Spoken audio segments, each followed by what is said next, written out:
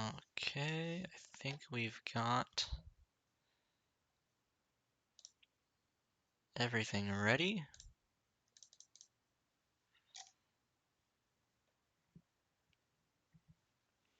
Hell yeah. Alright. Let's get this party started. Hello everyone. Welcome to another Evil Geniuses Bleed Blue podcast. Here's your boy Fusion with another episode. I guess I should probably mention. I forgot to post episode 29. Um, so if you would like, I think it's on my Twitch. Um, it should be in my recent broadcast. I'm pretty sure it's available public. I think I made it public. So it should be available on Twitch.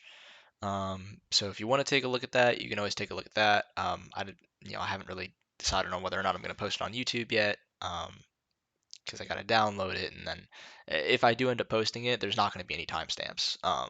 But you know, just never got around to posting that video. If you guys want to know what that episode was mainly talking about, let's see, right off the top of my head, which is going to be difficult to do considering I did this about a week and a half, 2 weeks ago. A lot of it was Counter-Strike related, of course. We had talked about the VALORANT team kind of heading into um, heading into Tokyo and how it was incredible they've had the run that they've had so far, but that essentially at the time we didn't think Demon1 was going to be able to go. That was kind of disappointing, but overall we were still really happy with just kind of how things have gone so far. So we talk about that, and then we also talk about there's a League of Legends update because I think the season was about to start. So we were talking about the League of Legends team very briefly, and just how basically some of these names I hadn't heard of on this team, and expectations were pretty low because I didn't really know what to expect. So I was hoping to be pleasantly surprised.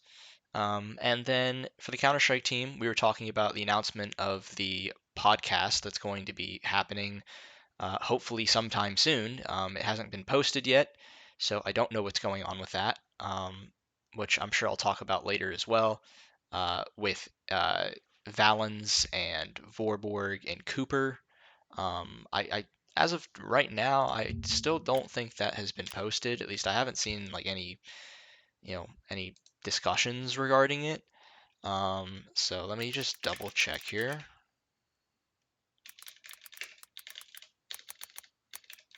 Let me double check that it hasn't been posted.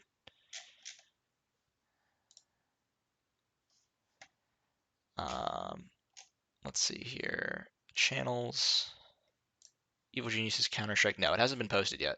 It's supposed to be on Evil Genius's Counter Strike YouTube channel. It's supposed to be something with Thunderpick, but it hasn't been posted yet. So don't know when that's ever going to get posted, considering it got announced like 2 weeks ago, and they clearly recorded it many weeks ago because there was a picture of all of them sitting in like a nice room, and yeah. So I think they've recorded it. It just hasn't gotten posted yet, which is a little strange, but um, maybe they're as lazy as I am. But without further ado, let's move on to this week's episode of the podcast, where we have got some interesting news, I guess. So let's just start off with the more mellow of the esports, I guess, of the nice surprises, which has been the League of Legends team actually. So yeah, the League of Legends team has been a nice surprise actually. Um, yeah, nobody really knew where to place these guys heading into the season, but most people, I believe, had them lower on the standings. They didn't think they were going to be a particularly great team. But right off the gates, man, EG they're now 2-1 for the season. They played there was a super week in the first week, and I don't know if every week is a super week. I know I think they have more super weeks. If it's not every week is a super week, then I know there are going to be more super weeks than previously. I think because of Valorant, but like maybe I'm wrong. I don't know. But essentially, nobody really had any expectations for this team, and they have performed quite well, I would say. Honestly, they debuted against NRG, who used to be CLG. Their roster hasn't changed too much, I don't think, compared to what they were previously. Definitely a game that I would expect EG to lose, considering how much experience the NRG team has playing together, which is weird when you consider the fact that NRG has specifically I gotta play. I'm sorry, I just pulled up the match and it was playing in the background. Um, but particularly when like this team should have more experience playing together. So I expected Evil Geniuses to probably lose that game, but it was quite the opposite. JoJoPyun and the rest of the team just kind of decimated them. It was a flawless game. They didn't drop a single kill to the other team. Um, and it was it was just really really easy, quick, fun to watch game if you're an EG fan.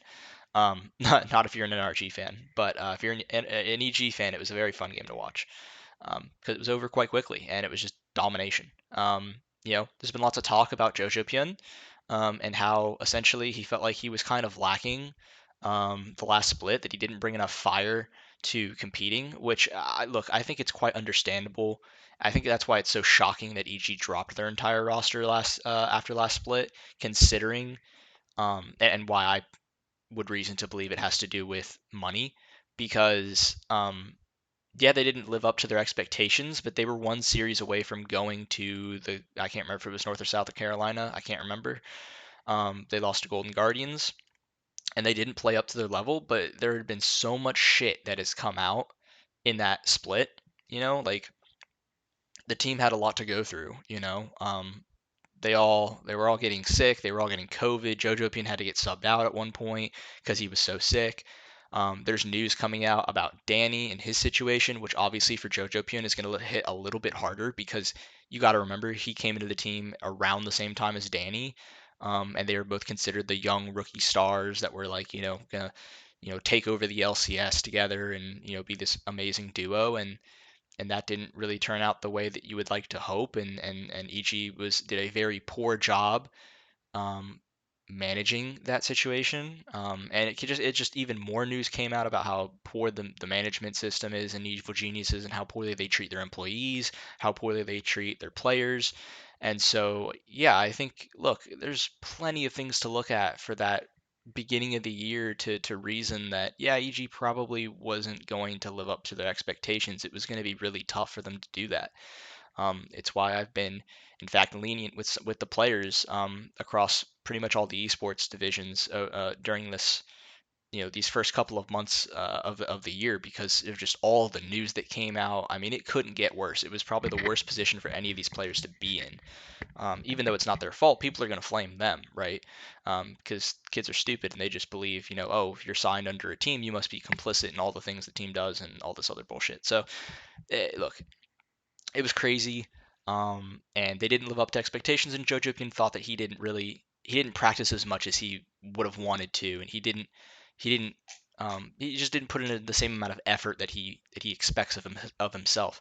So over the MSI break, he went out to Korea and he was solo queuing, and I believe I'm pretty sure he got number one in Korean solo queue, and was just he got there pretty quick, and he was just very very good.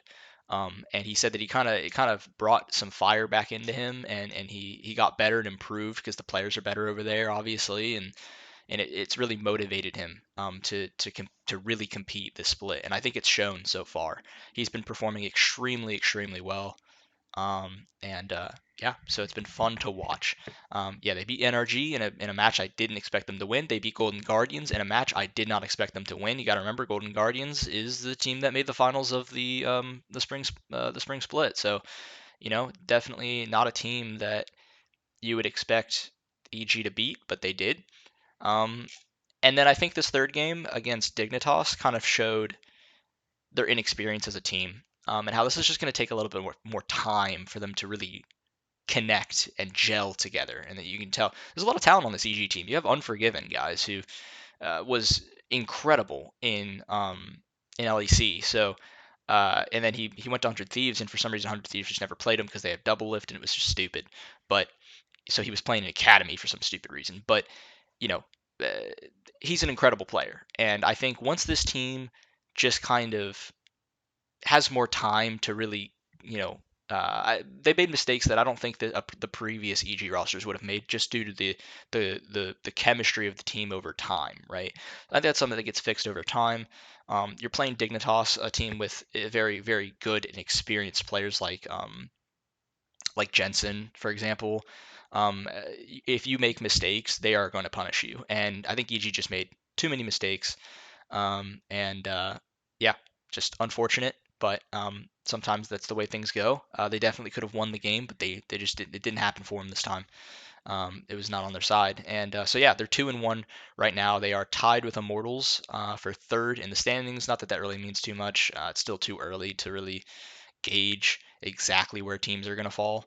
Um, but I think this is a much better start than people were expecting. So looking forward to more games coming up this week. They play on Wednesday, so that sounds like another super week to me.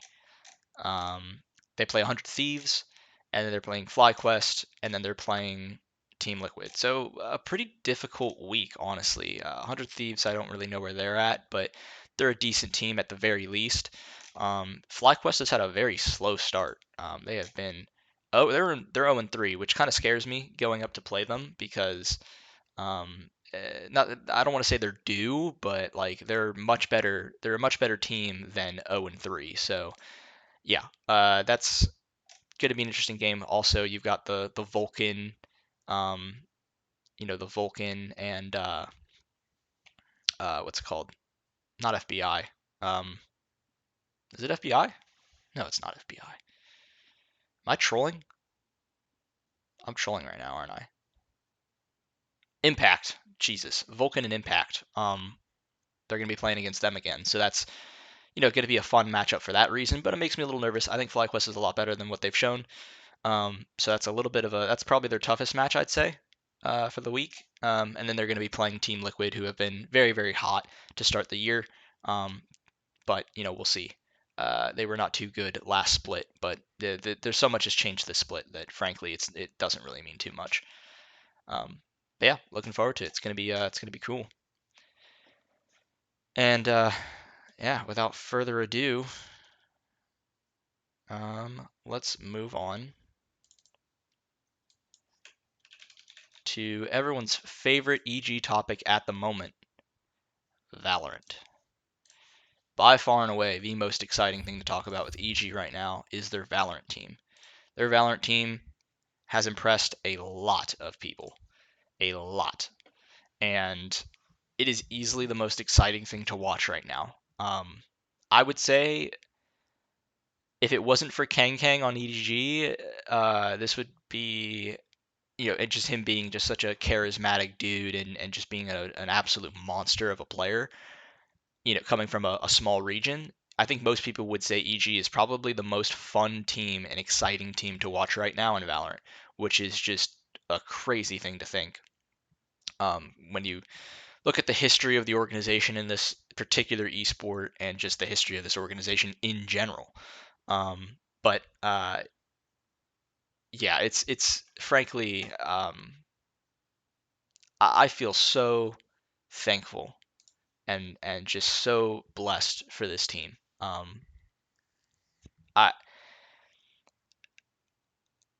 It's like every time I see them play, I just want to break down. Like they just play so well.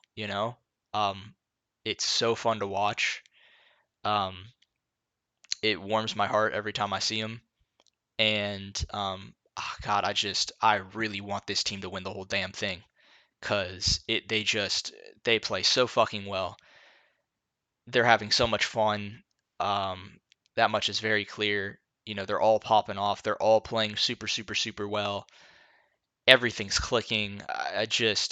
I really want them to go all the way, and I truly do believe they can. I think their biggest test is coming up with FNATIC. I think that is by far and away the toughest team they will play. They beat Loud, but Loud, for some reason, this event have not looked like themselves. Team Liquid, yes, they technically were ranked over FNATIC in EU, but I don't really put too much stock into that, considering Team Liquid beat FNATIC in a relatively meaningless game. So this, I think, is the biggest test EG has faced, and it is going to be absolutely crazy. I am so hyped for this game. I am also so terrified for this game because I know that what's waiting in the lower bracket could be most likely. These games haven't happened yet, but if I had to predict what's gonna happen, NRG or EDG. I think those are one of the two teams that would make the lower final. Um, so that's kind of it makes me have butterflies in my stomach. I can't lie. I'm so excited, but I am so anxious because I think this team can win this event. I really do. They are playing out of their fucking minds, and it's so fun to watch. It is so fun. They have not dropped a single map. They have 2-0'd every team they've played, and in relatively dominant fashion as well. When they played Foot, their closest game was an overtime game. That might be the closest game they've played, which was on Lotus, an overtime game on Lotus. Moving into DRX I think was a stomp. Yeah, 13-9, 13-5. They played Loud. That was also a stomp, 13-7, 13-5. They played Team Liquid last night. 13-2, which might be the most dominant win in the event so far, and then a 13-9 that frankly could have been better. But I'm happy that they played Haven against Team Liquid because I think it's a map that they haven't played a whole lot of this event. And so they can take that information, they can see what went wrong, and they can build upon it. And I think that's what EG's really good at, is looking at their mistakes and looking at how they can solve them and just improve. And so I'm happy they played Haven because it's not typically a map that you would think EG's amazing at. I mean, they're good at the map, but they're not like an incredible Haven team. And so I think they won that game. I think they deserved to win that game for sure. Although Com did have a fucking ridiculous pistol round that literally I think I about woke up everybody in the apartment complex. But there were some mistakes that were made that I think they'll find and they will correct. And so I'm happy that they played it. But it's been a lot of fracture, lots of fracture. I think EG might be one of the best Ascent teams in the world. They beat Loud on it twice now, I believe. Yeah, they've beaten Loud twice on Ascent, which is like they're probably the only team in the history of Valorant to have beaten Loud twice on Ascent. It's fucking crazy. So I think their Ascent is really fucking good. I don't know that teams are really going to want to play Ascent against them, or Fracture for that matter. They've got two maps that you just don't want to play against them. Yeah, and they've played them. They've played them a lot of Fracture and Ascent. Mostly Fracture, but yeah, the Foot series they played Split and Lotus, which are two maps that you don't really see a whole lot from EG. But look, I think their Split is relatively good.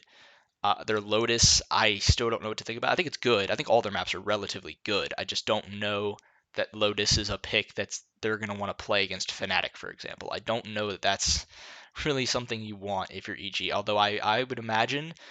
Look, it's going to be interesting with FNATIC because they're either going to decide to play Fracture against EG, thinking that, you know, fuck it, we just had NRG try to copy your comp and we crushed them on it, or didn't crush them, but beat them. Um, you know, uh, let's see who's got the best Fracture in the world. They could go up for the challenge, or they can decide, fuck it, that's their best map. Like, let's not even go to Fracture, and let's try to put them into a Lotus, put them into a different map where, like a Haven, where we feel like we have more confidence on that map to beat EG. So it's going to be fucking interesting, man. This match is going to be so interesting. And I really hope this goes 3 maps. I really hope this isn't a 2-0 unless it's an EG 2-0. I hope it's not a 2-0. Obviously, I'd want it to be an EG 2-0, but and keep the undefeated streak. Inevitably, guys, what's a cool storyline about this matchup is this: one of these two teams will lose their undefeated streak because FNATIC is also undefeated at this event.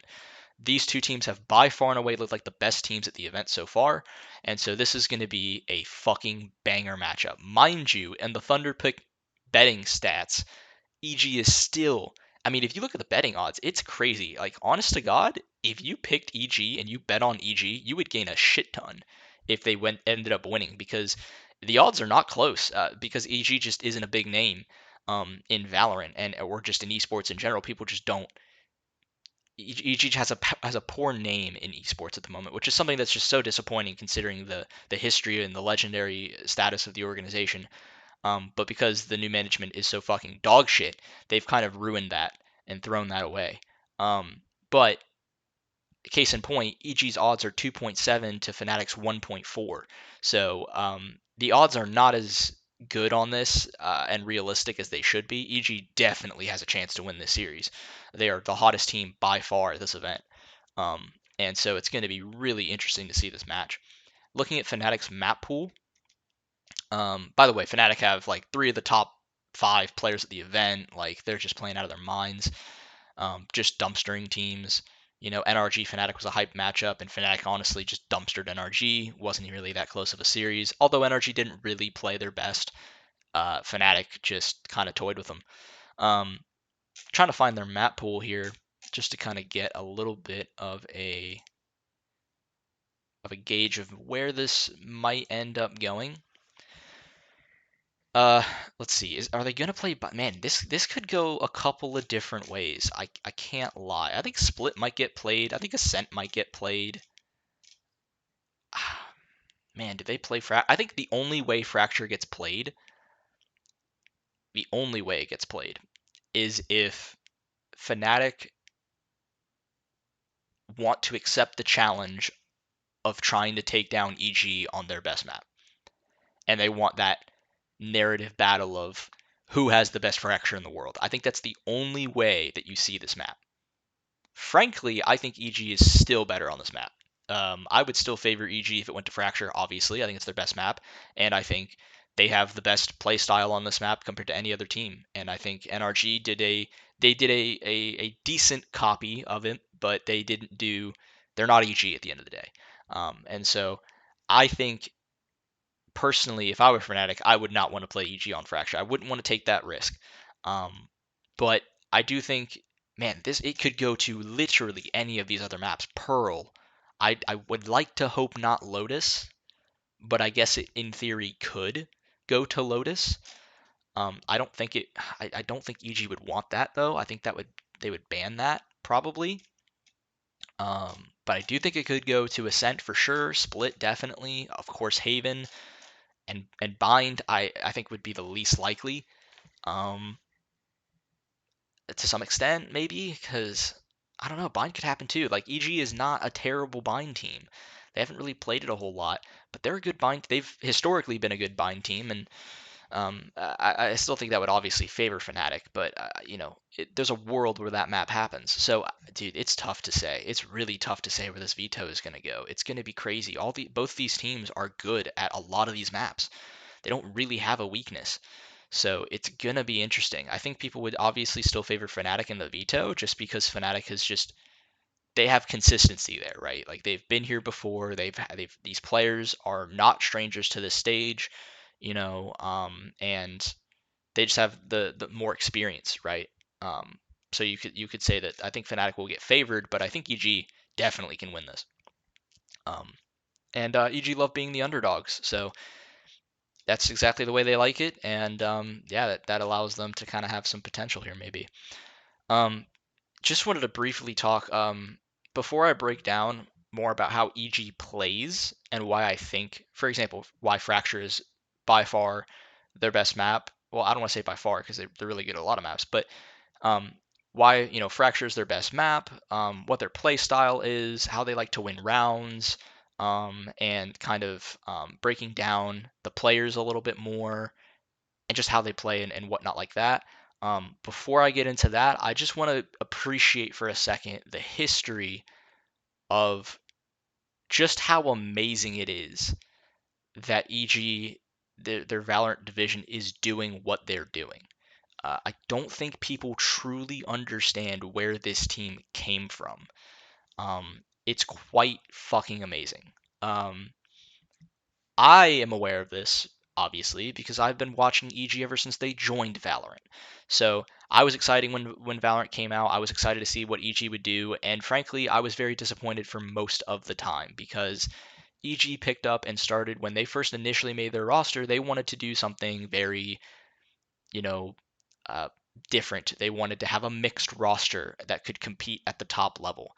Why they thought that would work long term, I don't know. Yes, in theory, the best time to do it would have been at the start of the game. That was your best opportunity to make it work. But just realistically, guys, that shit just doesn't work. Like, it just does not work. Um, I'm not trying to be a dick. I'm not trying to be a jerk. But the female pros are just not as good as the male pros. That's just, I'm not trying to be an ass about it. It's just how it is, man. Look at Counter-Strike. It's the same thing there. Um, you know, you don't see any female League of Legends pros. Yeah, it's just the way it is. But they tried it. They wanted to give it a shot, and I can respect that. Potter was playing, legendary professional player in the female scene for CS:GO for quite a while. Um, you know, Claudia was also on the team, and then there was Temperature, Osias, and Alexander. This is when the roster was first formed back in 2021, I believe. Let me take another look. Yep, January 27th, 2021 was when this roster was first created. Now, to give a little bit more backstory on this roster, I actually look. They were not a good team by any means. They were very, very bad. Honestly, this was probably the worst that EG ever was at the start. And but their players, I actually loved all their players. You know, I obviously was a huge Potter fan. I've liked Potter ever since she was in Counter Strike. You know what I mean? Like she was in Counter Strike scene. She was a professional player. That was cool. And then she became an analyst and did like some she was an analyst on the desk for Flashpoint, and she did some skits with Thorin, and I love those skits. They are really really funny. If you have some time, go look at those on YouTube if they're still there. I think they should be. Um, yeah, I loved that Flashpoint broadcast, and so yeah, and Potter was always you know a really awesome part of that broadcast. So yeah, was a huge fan of that. And then when I saw she was coming back to play, obviously that was and she was playing for EG. I thought that was super fucking cool. So yeah, I was a big fan of that. Temperature guys was um, I don't think people really remember Temperature anymore, which is kind of sad because Temperature was genuinely like EG's best player for a very long time, and was so good he at one point played for Gen G at a big event. Um, it didn't really work out for him, and then after that he kind of fell off the map, and he never really got back to that level again. But guys, Temperature was a long-standing member of Evil Geniuses. He is a big reason why Evil Geniuses is where they're at today, and he was a phenomenal player. I watched his streams all the time back in the day. So occasionally I'll pop by every once in a while, but he was a phenomenal player, and I don't know if he's still fighting for to make it in Valorant, or if he's decided that maybe he wants to go to Counter Strike again because he used to be a Counter Strike player. I'm not sure. Just taking a look at this stuff, it looks like he's still playing. He's currently playing for YFP Gaming. So please give him your support. He's a Sova player. He was one of the best Sovas I thought at the time in the world. He was that good. And he just I really wish him the best. He was phenomenal for this team. I remember back when it was like the first time that maybe it was like one of the first times that we were playing. I think somehow, some way, we were playing whatever team Ye was on. I think, and like, dude, it was like Temperature versus Ye, or maybe they were playing Sentinels or something. It was like Temperature versus Sentinels, and like he was just by far just like the shining light of EG's team. And it was like, man, this Temperature guy, like he can compete. He can really fight with these dudes. Because you got to remember at the time, that was kind of crazy to think of because EG was like a tier two team, some kind of whatever tier two team. And so having a guy like Temperature just consistently put up numbers was huge. So shout out to Temperature. Really like that guy, and hopefully he's able to make it. Osias, he was like a duelist, I think, if I remember correctly. Look, I used to watch a stream. He played on a higher sense, I believe. Yeah, great mechanically. I don't really know what ended up happening. I don't know. I don't think I'm pretty sure he does not play anymore. at least not professionally. His last recorded game was with the Mafia in 2021 of September, so I don't think he plays anymore. Maybe he went to a different esport. I'm not sure, but um, mechanically really cool, really strong player, and you know, I was always a big fan of him because he's Filipino, and I have a group of friends that are close to me that are Filipino, and so that was always like a cool connecting piece for me. But yeah, I'm not really sure what happened to Osias, unfortunately. And then the last player is Alexander, and Alexander I've talked about so many times. He is my favorite, probably my favorite professional player, at the very least from a mechanical standpoint. Um, the dude is just he just has unbelievable mechanics. And yeah, I really want Alex to make it. I really want Alexander to make it. Like him and Temperature are still good friends. Actually, are they playing with each other on YFP? Oh my God, they are. They're playing on it with each other on YFP. That's so crazy. Oh, that's so cool. Oh, good for them. Yeah, they were really good friends. And I remember at the time it was kind of like, oh, when roster moves were happening, like, oh, what's gonna happen with Alex and Temperature? Like because they were good buddies. Um, yeah, I really hope these two guys make it, man. I really do. Alexander, man, if he makes it, it's gonna be special. Like the dude's aim is just he might have the best aim in the world. Like he is so good. Um, Consistency has always been his struggling factor. But dude, this guy's incredible. By the way, I'm looking at a fucking demo or a not a demo, but a the match that I pulled up. I was looking at all these players and their names and whatnot. It's some match where like Alex went 43 and 32, went plus 11, and the two agents that he played were Reyna and Yoru. So that just goes to show you. And by the way, he played Yoru not on bind, he played it on split. So that just goes to show you what Valorant was like back in the day. Comps were just fucking crazy. But yeah, so that was the original EG roster. Then, you know, players got moved around. Alex ended up leaving the team, which is when I was talking about, it was Temperature going to leave because Alex left and all that shit. And then, some other players joined the roster. Um, and so this was in June of 2021, and this was any CS:GO fans from back in the day will know who this player is. Roka joined Evil Geniuses. That was actually pretty insane. When I realized Roka was on the team, I was like, dude, we have fucking Roka on this team? Like, we're gonna be nuts. Roka is not. He has not ever lived up to the potential that he has in terms of his raw individual aim. He never really made it as a pro player, but the dude is a cracked mechanical player, for sure. He's still playing professionally on You're Done 4 as the duelist. But yeah, so it was Roka. Then Foe came in to be, I believe, the in-game leader, although I'm not sure because Potter was at the time still on this roster very briefly before she ended up transitioning to a coach role. So I don't know if Potter was still in-game leading at this time or if it was Foe or if it was Potter and then it transitioned to Foe and then Potter became the coach. I'm not really sure. And then you had Temperature and Branted. Branted was also on the team. Some of you guys may know Branted from. I know he plays with a lot of professional players. Obviously because he's tier 2 semi-pro. So that name might sound familiar to some of you. But yeah, that was the roster, and then it transitioned into Temperature left the team. Jammies came into the team, and Boostio came into the team. So this is when Boostio joined Evil Geniuses, guys. Boostio joined Evil Geniuses officially in September of 2021, although I believe he was trialing for maybe, let's see, he was trialing for a month before he joined. So he's trialed in August of 2021, and then eventually fully joined. And I remember watching Boostio for the first time, and he had I'm pretty sure he had blue hair, and he was his room was always dark.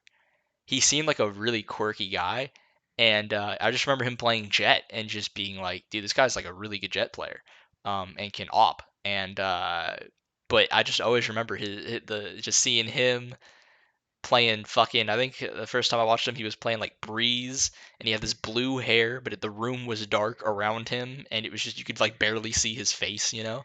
Um, but yeah, so that's just a funny memory, I guess. But yeah, that's when Boostio officially joined Evil Geniuses.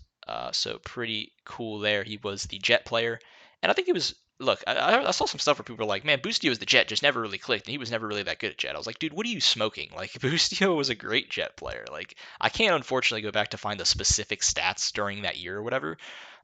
It's not like HLTV where you can kind of do that.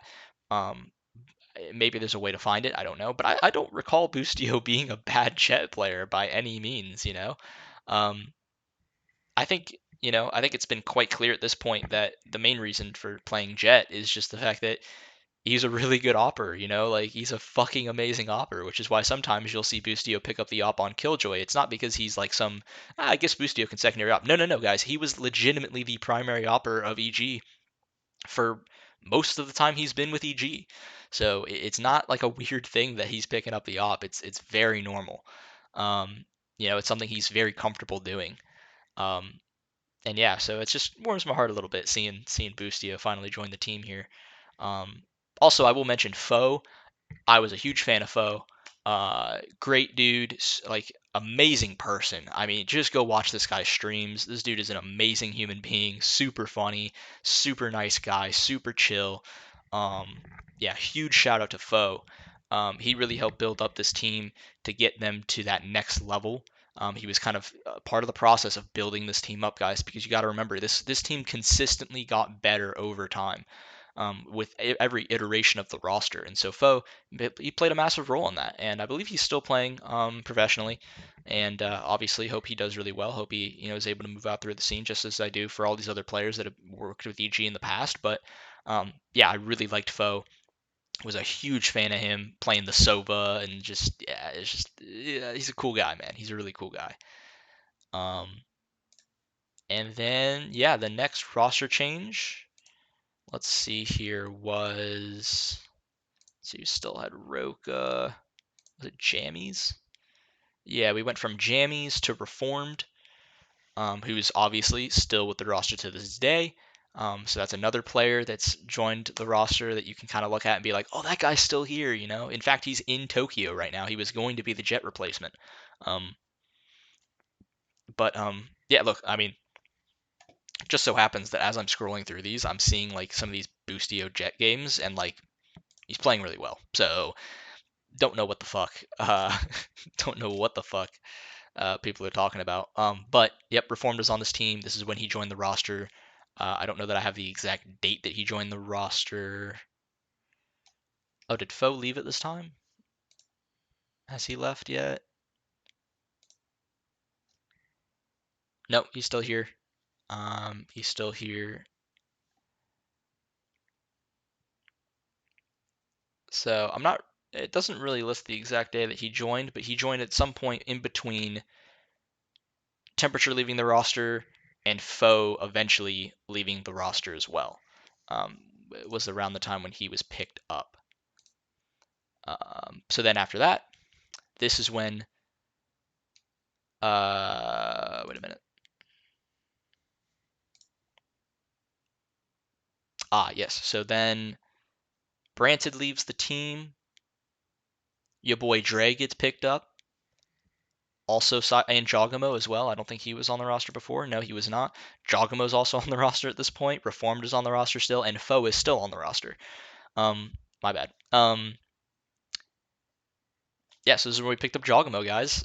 This is when we picked up the Jogfather. Pretty fucking crazy. Does it say a specific?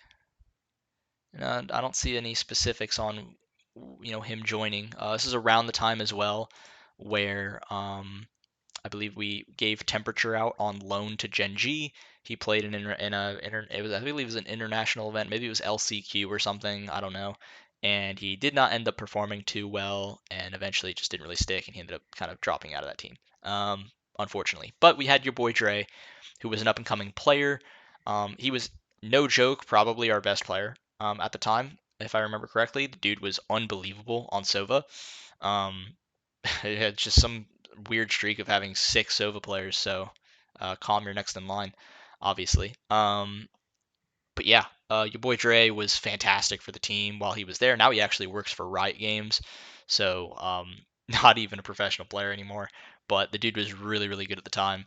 Um, and yeah, so that's when that all happened. And then you have the final roster, which ended up being JAWGEMO, Boostio, Calm, Apoth, and Reformed. And this was the roster that beat Optic in that 2-1 series um, in Stage 2 that we all remember so vividly as EG fans, because it was the crowning achievement of EG.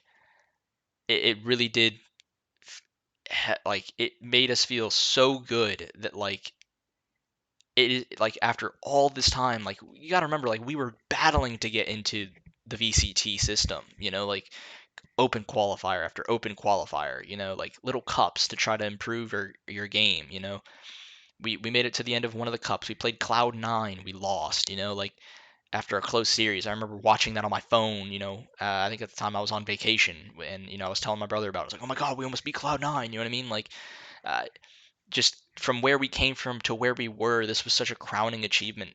And so I just remember being so happy when we beat Optic Gaming. Um, yeah, it was an incredible milestone for the team, and even the fact that we had made VCT Stage 2 was pretty incredible, with a bunch of players that nobody really heard of before. Um, so yeah, super cool. And now you obviously have the roster we have today, which is JAWGEMO, Boostio, Calm, Ethan, um, and Demon1. So yeah, pretty crazy how that all happened. Obviously there was the BCJ as well, but he's still on the team. But whatever. So that's the history. That's the rundown of Evil Genius's Valorant and where they started to where they were, and just to kind of give you some numbers to really just hit home how crazy this is, where EG came from to where they are now, and how insane it is that they're at where they're at.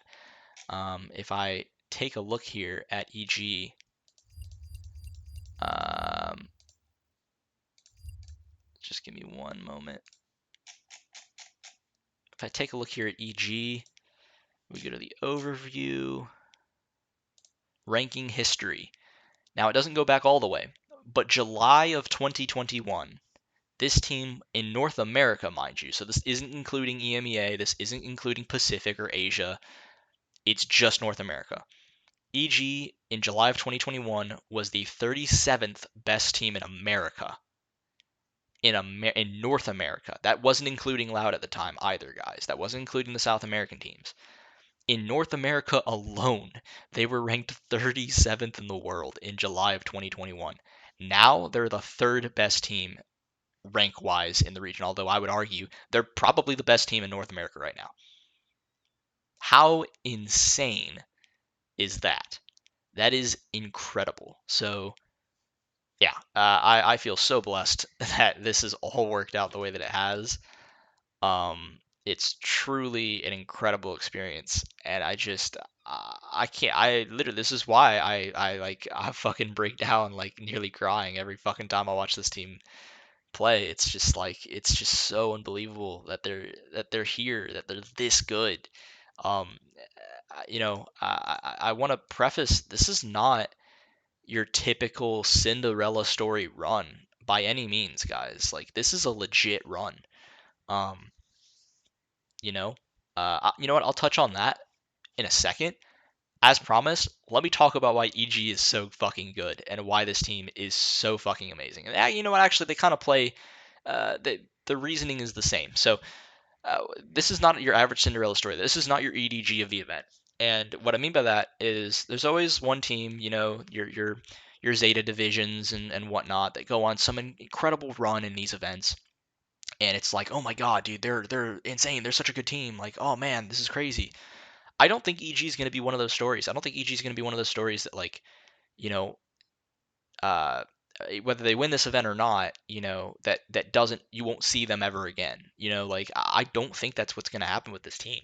I think this team is legit as fuck. Yes, did they get lucky in being here? Yeah, they did. They weren't supposed to be here. MIBR had an incredible fucking game. and their fucking coach knifed one of the 100 Thieves players to send them to Tokyo. It's fucking incredible. Probably it shouldn't have even gone to 3 maps. MIBR should have 2-0'd them. It's just crazy that this is even happening. But mind you, it's not entirely luck. Like a lot of people are like, oh, like well, if EG like wins this event as a joke, they're like, they should give MIBR a trophy. And it's like, guys, I know it's a fun storyline. Oh, EG shouldn't even be here. EG deserved to be here. They deserved it. Like it would have been a travesty if EG was not in the playoffs of VCT Americas. They were that good. Like at the time, it was honestly a fucking criminal shame. It was like it was so stupid that EG wasn't going to be playing in playoffs when quite literally like they were one of the best teams in Americas. They just were. They were constantly improving and they just had too many close losses earlier in the season that they just didn't have enough wins to make it on their own. And the pressure got to them against that in that NRG series, and they just weren't able to win. Mind you, an NRG team that was on fire at that point in time. So this team deserved to be in playoffs. They were better than every other team, barring probably the top three that everyone was thinking of, which was Loud, Cloud9, and NRG. But EG was better than Furia. EG was better than Leviathan. Like it wasn't close. They were easily that number 4 team heading in the playoffs. It would have been a shame if 100 Thieves had made it instead of EG, because EG was a better team. They just were. They were constantly improving every single fucking week, and it showed in their performances time after time. Yes, they got 13-0'd by Loud. They also beat Loud in the most dominant fashion any team had ever beaten them. So, you know what I mean? Like they should have beat Furia. They were in a close series. They barely lost to Furia in a series they definitely should have won. You know? Like this was not some like miracle out of nowhere team that like I guess they should be there, but like whatever. Like no, they deserve to be there. They deserved it. They really did. Um, and they've proved it like in the playoffs of the America stage. Like they just continued to impress and they continued to get better, and that chemistry was developing, and you could see it. It was all working together. Everything was clicking. And it's not just individual players popping off. It's the teamwork, the communication, the creativity on the fly. Like things that just are just good team play. You know what I mean? Like it's not like these guys were like, oh, everybody's hitting on all cylinders and it's just a bunch of individuals just fragging people like fucking Sentinels back in the day. Like no, that's not what this was. This was a mixture between that to some extent, but mostly just teamwork. Mostly just the way that they're playing the maps, the creativity, the things they're coming up with, you know? I was getting so sick and tired of people claiming, well, EG hasn't had a whole lot of practice for this game, and they haven't had a whole lot of prep for this game, so that's why they're not going to win. And I'm like, that's not how this team works anymore. Like that was this team maybe at the very beginning of the year, but that's not this team now. This team was clearly had a foundation they had built upon, and they knew what team they were. And yeah, they were playing with some house money in the Americas playoffs. Yeah, they're playing with some house money right now, but it's not just like some honeymoon period. If anything, EG is the complete opposite of a honeymoon period team. Like, they're a team that has been built brick upon brick upon brick over years of development. So it's just, yeah, I think people claiming that this is just some fantasy run that like will never happen again. I disagree with that. I think EG. Look, I don't know if they'll ever play. I don't want to say they're going to play this well. Like, fucking haven't lost a map going into the upper final of a Masters event. But certainly this team is going to be fucking great. Like, I have no doubt about that. Like, this team's coordination and teamwork and chemistry is just off the charts. And it's just incredible to watch.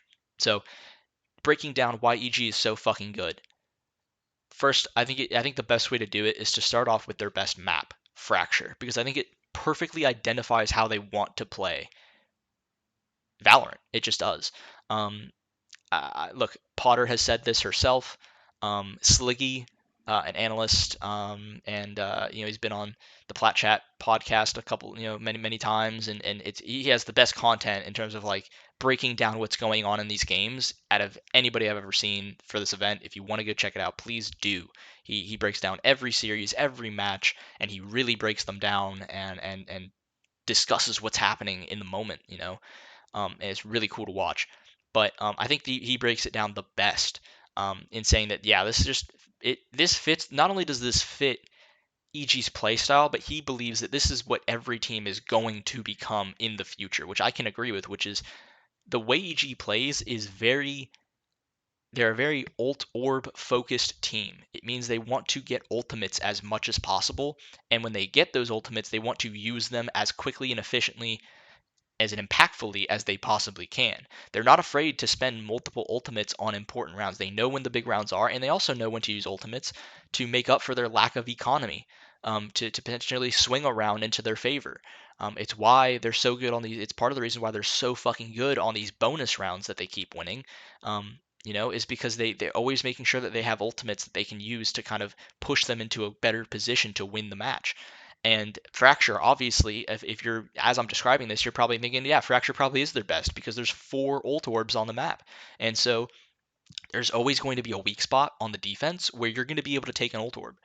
Not only that, EG is a very combo heavy team where they like to combine lots of utility together to create situations where players just have no chance playing against them, and that they overwhelm really easily with all because all these abilities are coming at them. There's nowhere for them to go, and they're getting pinched from 3 different angles, and that perfectly fits with Fracture because of the nature of the map on attack, where you have the attack sided players can be on either side of the map, and you have the defenders kind of in the middle. So it allows for EG to just do these combo plays, moving from one side of the map to the other and just pinching on players with ultimates and abilities. And you can clearly see why this map was just made for EG. It's just perfect for them. And so that's what they're really good at is comboing. They're really good at, hey, we're in this mid-round situation. That's one thing you got to credit Boostio. Boostio got criticized heavily at the beginning of the Americas League for not being able to mid-round. And you've seen that improvement over time, and now he's very good at mid-rounding, and the whole team is. And I'm sure Ethan plays a role into that, and Calm plays a role into that. And they communicate very well and are able to come up with ideas based on what utility they have and what they think the opposing team is doing to generate a plan to utilize all that in the best way possible to win the round, a round that maybe they shouldn't win, or a round that maybe has broken down a little bit. You got to put the pieces together. They do it very quickly and they act very quickly. The one round that comes to mind is there was a round that kind of broke down around C site on Haven against Team Liquid yesterday, and immediately the second that they were put in the 2v1, they immediately back out of C and they go straight towards A in the fastest route possible. They cut through garage, they go through the sniper's nest window, and they go all the way to A. And they did it so decisively and so quick that they put themselves in a really strong position to win the round against in the 2v1. And there was no way that the Team Liquid players, I think it was Soulcast, was going to win that round. There was just no way. Their mid round, and that's just one very, very tiny example. This team is very good at those mid round decisions and at probably not.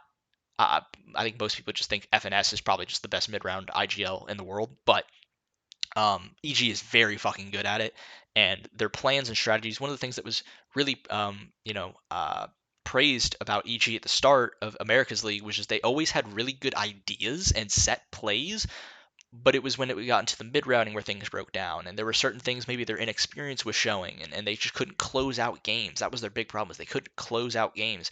Now you're seeing EG close out all these games. You're seeing them make good mid-round decisions and very quick ones.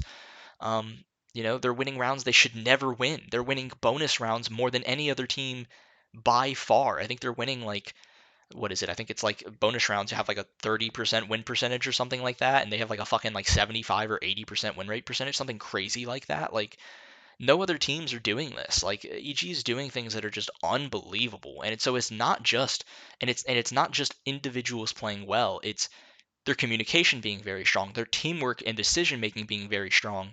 You know, their ideas that they're coming up with, the combinations using their utility. It's all of those things together that are allowing for them to be this good. Yes, Boostio is having a standout tournament. Yes, Calm is playing so consistently well. Ethan as well. Like Calm and Ethan, their util has been perfect this whole event. I mean, they practically make no mistakes. I mean, it's so beautiful to watch how they time their utility together. I think the only time I've ever seen them like where players have gotten they've used their util, but like one player like kind of gets screwed over by another player was like JAWGEMO one time. He went to go ult or something on Fracture against Team Liquid, and he came through Dish and he got hit by the stun. from Ethan, because they both mistimed it or whatever. Not sure whose fault that is, obviously, but could be JAWGEMO's, could be Ethan's, who knows. But look, it just doesn't happen very often. You know what I mean? Like their util usage is perfect, and they're also the most clutch players. It's tough to say. They're all clutch. Like every EG player is clutch. Like there's not a single player in a clutch that you don't think can win. Um, you know. But Ethan and Calm are just the foundation, the bedrock of the team. And then you've got Demon1, who is just the hey Max go kill, dude just frags, you know what I mean? And his aim is so impeccable, and he has such confidence, and he doesn't get nervous, which is just crazy. Obviously, I think every player gets nervous, but Max might be the player who gets the least nervous out of anybody ever. Like the dude just does not ever get nervous. He doesn't ever show any facial reactions to anything, you know? It's fucking crazy. Love that guy.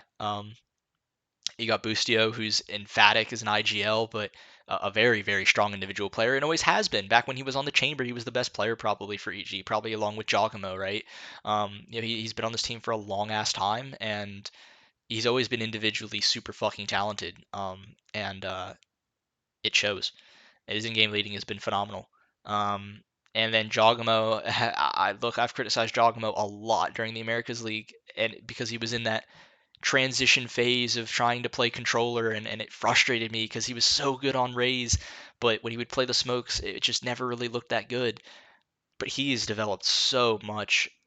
He's great on that role now. He's no top like 3 in the world at it, but he's fucking good at it. He's really fucking good at that role now. And it shows his confidence, especially with Omen. I think Omen is his best controller agent, and I think that's because I think it's the same reason for why, like for example, I would rather play Omen than any other controller, which is just it feels like you have a little bit more freedom with the teleport. You have a little bit more outplay mechanic that you can do, a lot more movement and fun things you can try to outplay opponents and be more aggressive. And at the same time, you've got the smokes are very simple to use. They're not that complicated. The flash is very easy to understand. And easy to combo with other abilities, right? So I think the ultimate's pretty self-explanatory, although it does have some unique things that you can do with it. But I think Omen is just the easiest to pick up, and I think it's the one he probably feels the most comfortable with.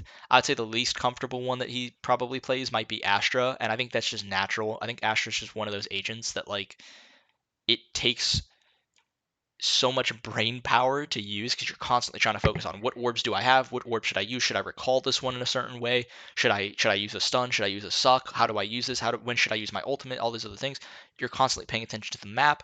Like I think there was a couple times where I saw JAWGEMO, like he was holding an angle watching for a C push, the guy like peeks out and he like shoots a second later than you would expect him to, probably because he's focused on what the team's doing. He's focused on what he needs to be doing with his utility on the map because it's global, right? And so I think that's part of it, right? But that's just the nature of the agent. But I think he's been phenomenal on all the smoke agents he's been playing. Have looked really, really good, and I think they finally figured out, okay, this is where JAWGEMO feels comfortable in the controller role, and this is where somebody else should take that role and do something else. Obviously, anytime that JAWGEMO can play Raze, he's going to play Raze because he's just phenomenal at it. He might be one of the best Raze players in the world. His movement is impeccable, and you can just tell it's his agent, man. And back in the day, in the Americas League when we were kind of forcing him to play Jet, you could just tell like it just wasn't really fitting perfectly for him. Like he's a good Jet player, but he wasn't. It's not his role. You know what I mean? It's just different. He's better off as a flex. And so I think they've finally figured out exactly how JAWGEMO's role fits depending on every single map in the pool. And I think that was important. It took some time to get there, but they got there, and it's phenomenal to watch. So whew, hopefully that kind of breaks it down for you guys on my thoughts on Evil Genius's Valorant team. It's just a whirlwind of excitement and just beautiful to watch.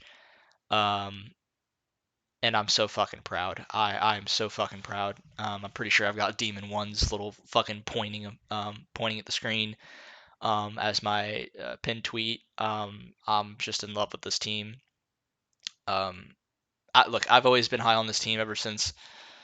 I'd say I've been high on this team. Like not high on this team in the sense that I was always watching them. I've always been watching the team, seeing how they progress and whatnot, and I've always been watching the games. But I think I really thought EG was something special last year when they beat Optic, and when we're having close games in those stage 2 matches. I think that was when I really realized just how good Evil Geniuses really could be, and how good I thought they were. Um, and now they're just incredible to watch. And for the sake of not shitting on them, because it's not their fault, obviously, not shitting on EG's management, I'm giving them a fucking break. All I'm gonna say is fix the Potter t-shirts and fix the Potter merch. Make the Potter merch actually fucking good. Don't just be printing shit on a t-shirt, on a shitty little hat, and just with bland text and acting like that's going to sell. Can you please do something creative with Potter and release it? Please. Come up with a stupid phrase like the "it's pot o'clock" thing, which I didn't even create myself. I won't take credit for that. That came from the fact that I'm a Chelsea fan, and at the time we had Graham Potter as our coach, and that was the thing that I saw one of the people from Chelsea Fan TV do. You know, there was every time they won a game, it was like it's pot o'clock. You know, every time they scored, it was pot o'clock. So it just naturally kind of worked that way. But come up with something cool. Come up with a cool design for a T-shirt. You know, like she always wears those super cool clothes. You could do like an animated version of her standing there with like her cool ass jacket. It can even be like the Live Evil jacket, you know, which by the way that should be on the fucking shop. Don't know why that's not on the shop anymore. That jacket is really fucking nice and it should be there. There's so much merch that could be on this fucking store that just isn't. I'm rambling again about EG merch and how bad it is, but like it could be good. The jacket that Potter always wears is super fucking sick. I even looked for it on the shop because I was debating about buying it, but it's just not there, so whatever. But come up with some cool Potter merch and not just shit that's just printed out on a t-shirt. Nobody's gonna fucking wear that. Nobody knows what the fuck that means. Can you please come up with something unique and something cool, some nice animation, some nice artwork, you know?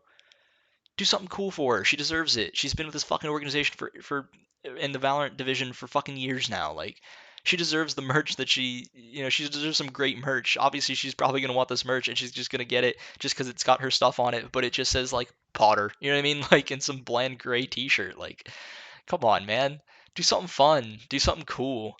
Let's be creative about this, you know? She deserves your respect, and also kind of criminal for you to not give her respect when if the rumors were fucking true, you guys were about to kick her from the team. That's what George was saying, and I trust George. If that was true and you guys genuinely were going to kick Potter, like the least you could do is come up with some cool ass merch for her to have, to support her and her constant improvement of this team, this organization, in this division. So yeah, put some fucking respect on Potter's name.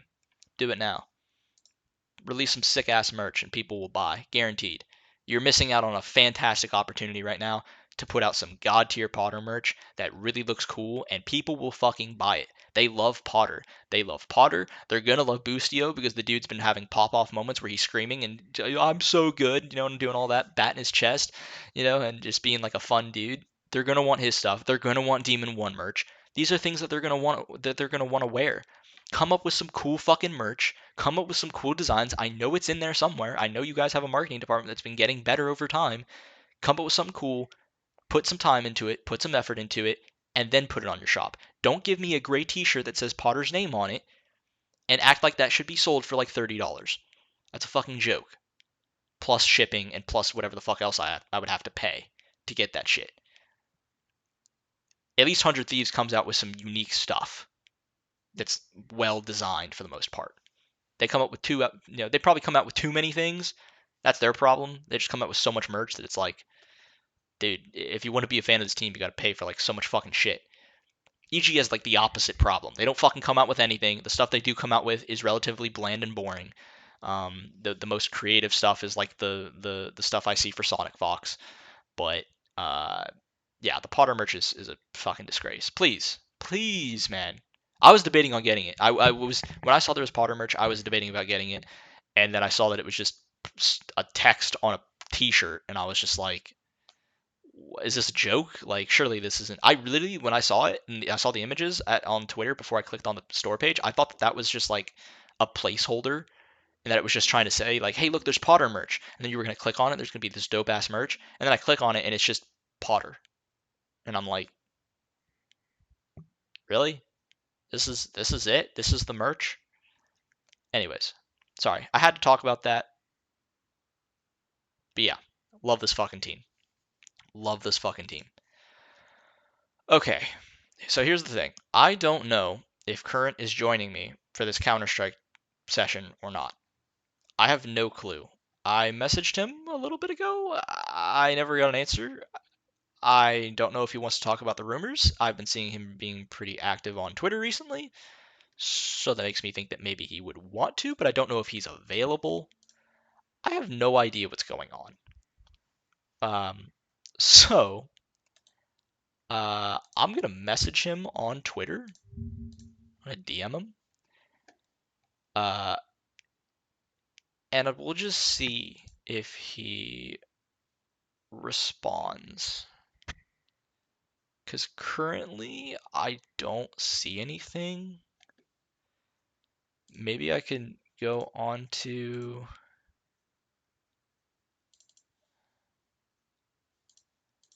Huh.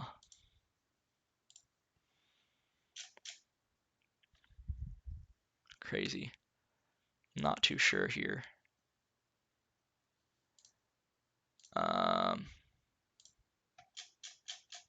Yeah, so let me message him real quick.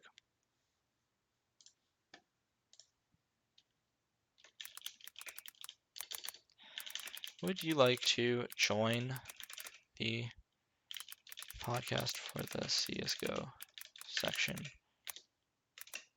I'm currently live. So we'll see if he responds to that.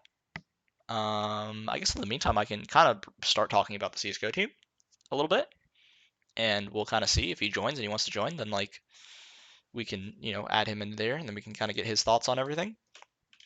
This is the section I want to talk about the least, frankly. I'm pretty annoyed with the CS team at the moment, just the whole division in general. Pretty just annoyed with everybody. Pretty tired of talking about them, frankly. It's just one of those things where like with the Valorant team doing so well, the Dota 2 team is third in the world. The League Legends team is doing surprisingly well. Like it's just like, especially the Valorant team doing as well as they're doing. Like I just don't care about the CS team right now because they just disappoint me all the time. Obviously, I say that with a hurting heart because I would obviously want nothing more than for EG's Counter-Strike team to be fucking insanely good. But I think at the moment I'm just so heartbroken over how shit it's been that like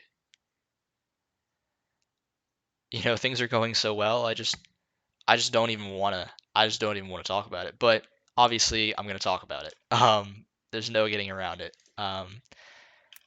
We are currently in the off season. If Kurrent does join us, we'll probably get his thoughts on his experience at Dallas and just kind of just talk about that for a little bit because I'm sure that would be fun. But oh my gosh, dude, the news just does not stop with the rumors. The news just, jeez, man. It's fucking crazy what's being rumored, man. The rumors are insane for this team. Actually insane. I don't even know where to begin, but where should I start? Obviously, in the last episode, I guess I kind of discussed the podcast. Obviously, it still hasn't been posted on their YouTube channel yet. It's something that I want to see hopefully soon, but it hasn't really happened yet. So still waiting on that. I'd be like 20 minutes. Ah, damn. I didn't think about the fact that he could be working today. Oh, it didn't even cross my mind. Yeah, normally I don't have today off, but I kind of got lucky. My boss was thankful or was nice enough to give me the Monday off, which does not normally happen. Sometimes it's like, dude, it's like holidays and it's like, I typically don't even get, like, unless it's like a legitimate US holiday, like holiday, like I typically don't have off, even when the stock market is closed. But this Monday he was kind enough to give me off. Totally didn't think about the fact that he was going to be working. Oh my gosh, I feel so bad. He says it's going to be like 20 minutes. Do you think that we could drag on and just kind of talk about EG and CS:GO division and what's been going on with EG for 20 minutes and get him on here for his thoughts? I feel like that should be possible. And then I'll shut the fuck up. I'll shut the fuck up and let Kurrent talk because oh my god, my voice. But um, maybe let's give it a shot. Let's see. Let's see what we can do. Let's see what we can do.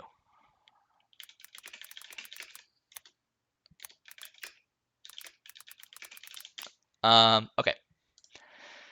So, where was I? EG.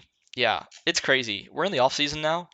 I think, look, people's thoughts on what should EG do this off season. I think it's just fucking all over the place. Like nobody really knows what they should do because nobody really knows what their plan is. Like that's the weird part. Is like, look, the Blueprint project is fucking dead. Like it died the second EG White was no longer a part of EG. Because the unique part about the Blueprint project was that you had two, academy rosters. Uh, you know, Only having one academy roster is not some revolutionary thing. There's a bunch of organizations that have that. So at this point, there's nothing really unique that EG is doing. And if they had a team that was mostly European, with a couple of NA players and then a NA academy team, I still think that that's fine. I don't think there's anything wrong with that. I think it would obviously be a lot harder to advocate for one of those players moving up into the main roster at that point. But look, at the very least, you're still owning a North American team. You're still giving North American players a salary. You'd be doing that more so than any other organization in the scene, right? Like, there's no other organization that pays more money to North American players than EG does.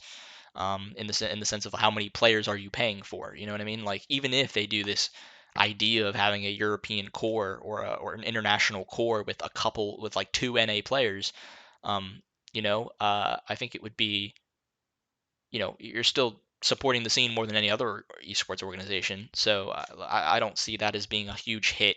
I think it is a hit maybe to some of the academy players who thought that maybe they could get a step up. Obviously, it would still be possible, but it's really difficult to really deserve a step up from NA to a top roster at this moment in time, especially with all the things that have just happened with when Hex came in, that didn't work. When Wiz came in, that didn't work. And their confidence has both been shot. They moved down to the academy. Their confidence gets built up back again, although that hasn't happened for Wiz yet, but I think it will. Yeah, it's tough. It's really, really tough. So the first thing I want to discuss before we start talking about the roster moves is Thunderpick. I want to talk about Thunderpick briefly because although I do really like Thunderpick, EG better go strict EU and drop EG Black or fully commit NA. Maybe, I don't know. I'm still okay with keeping EG Black. I'm okay with keeping EG Black. I think if they go EU, there's a specific way that I want them to do it. I still think you can keep some NA players. I'm probably the only person on planet Earth who believes that Brehze can still do something with a European team, because I truly do believe Brehze is the kind of player that, like, you need to have good quality around him and you need to give him a specific role that he can perform and he will hit heads. His aim is still there. I think he just needs to be on a better team, frankly. And I don't think he's been given. They've said multiple times he's given up roles in order to, play certain positions to help other new players within the team. So I just think he's not getting the roles he used to. He's not, getting the same resources that he used to, and he also just doesn't have as good players around him like he used to, and the team has just been playing so fucking bad that, like, I don't think he's really showed what he can do still. So I still think Brehze is good. I'll talk about what I think they should do in a second, but I agree they need to make some kind of decision on where they want to go. I actually am in the camp. I'm probably, again, the only person who believes this, that I don't think NeaLan should be on the team anymore. I think he's had his run. I understand you're developing as a young IGL, but he's had a year, which is more than most IGLs get, and I think I just don't believe in his style anymore. I don't. I don't like the it just feels like there's always people are always on their own. Trades aren't really possible. You're really relying on individual players making individual smart decisions, and it's just not really working. Look, maybe it's better with European players or with better players in general. Maybe they can make those decisions a lot better, and so maybe it's worth keeping NeaLan. Who knows? I would love to see them try to get Dexter because I think he's available, maybe.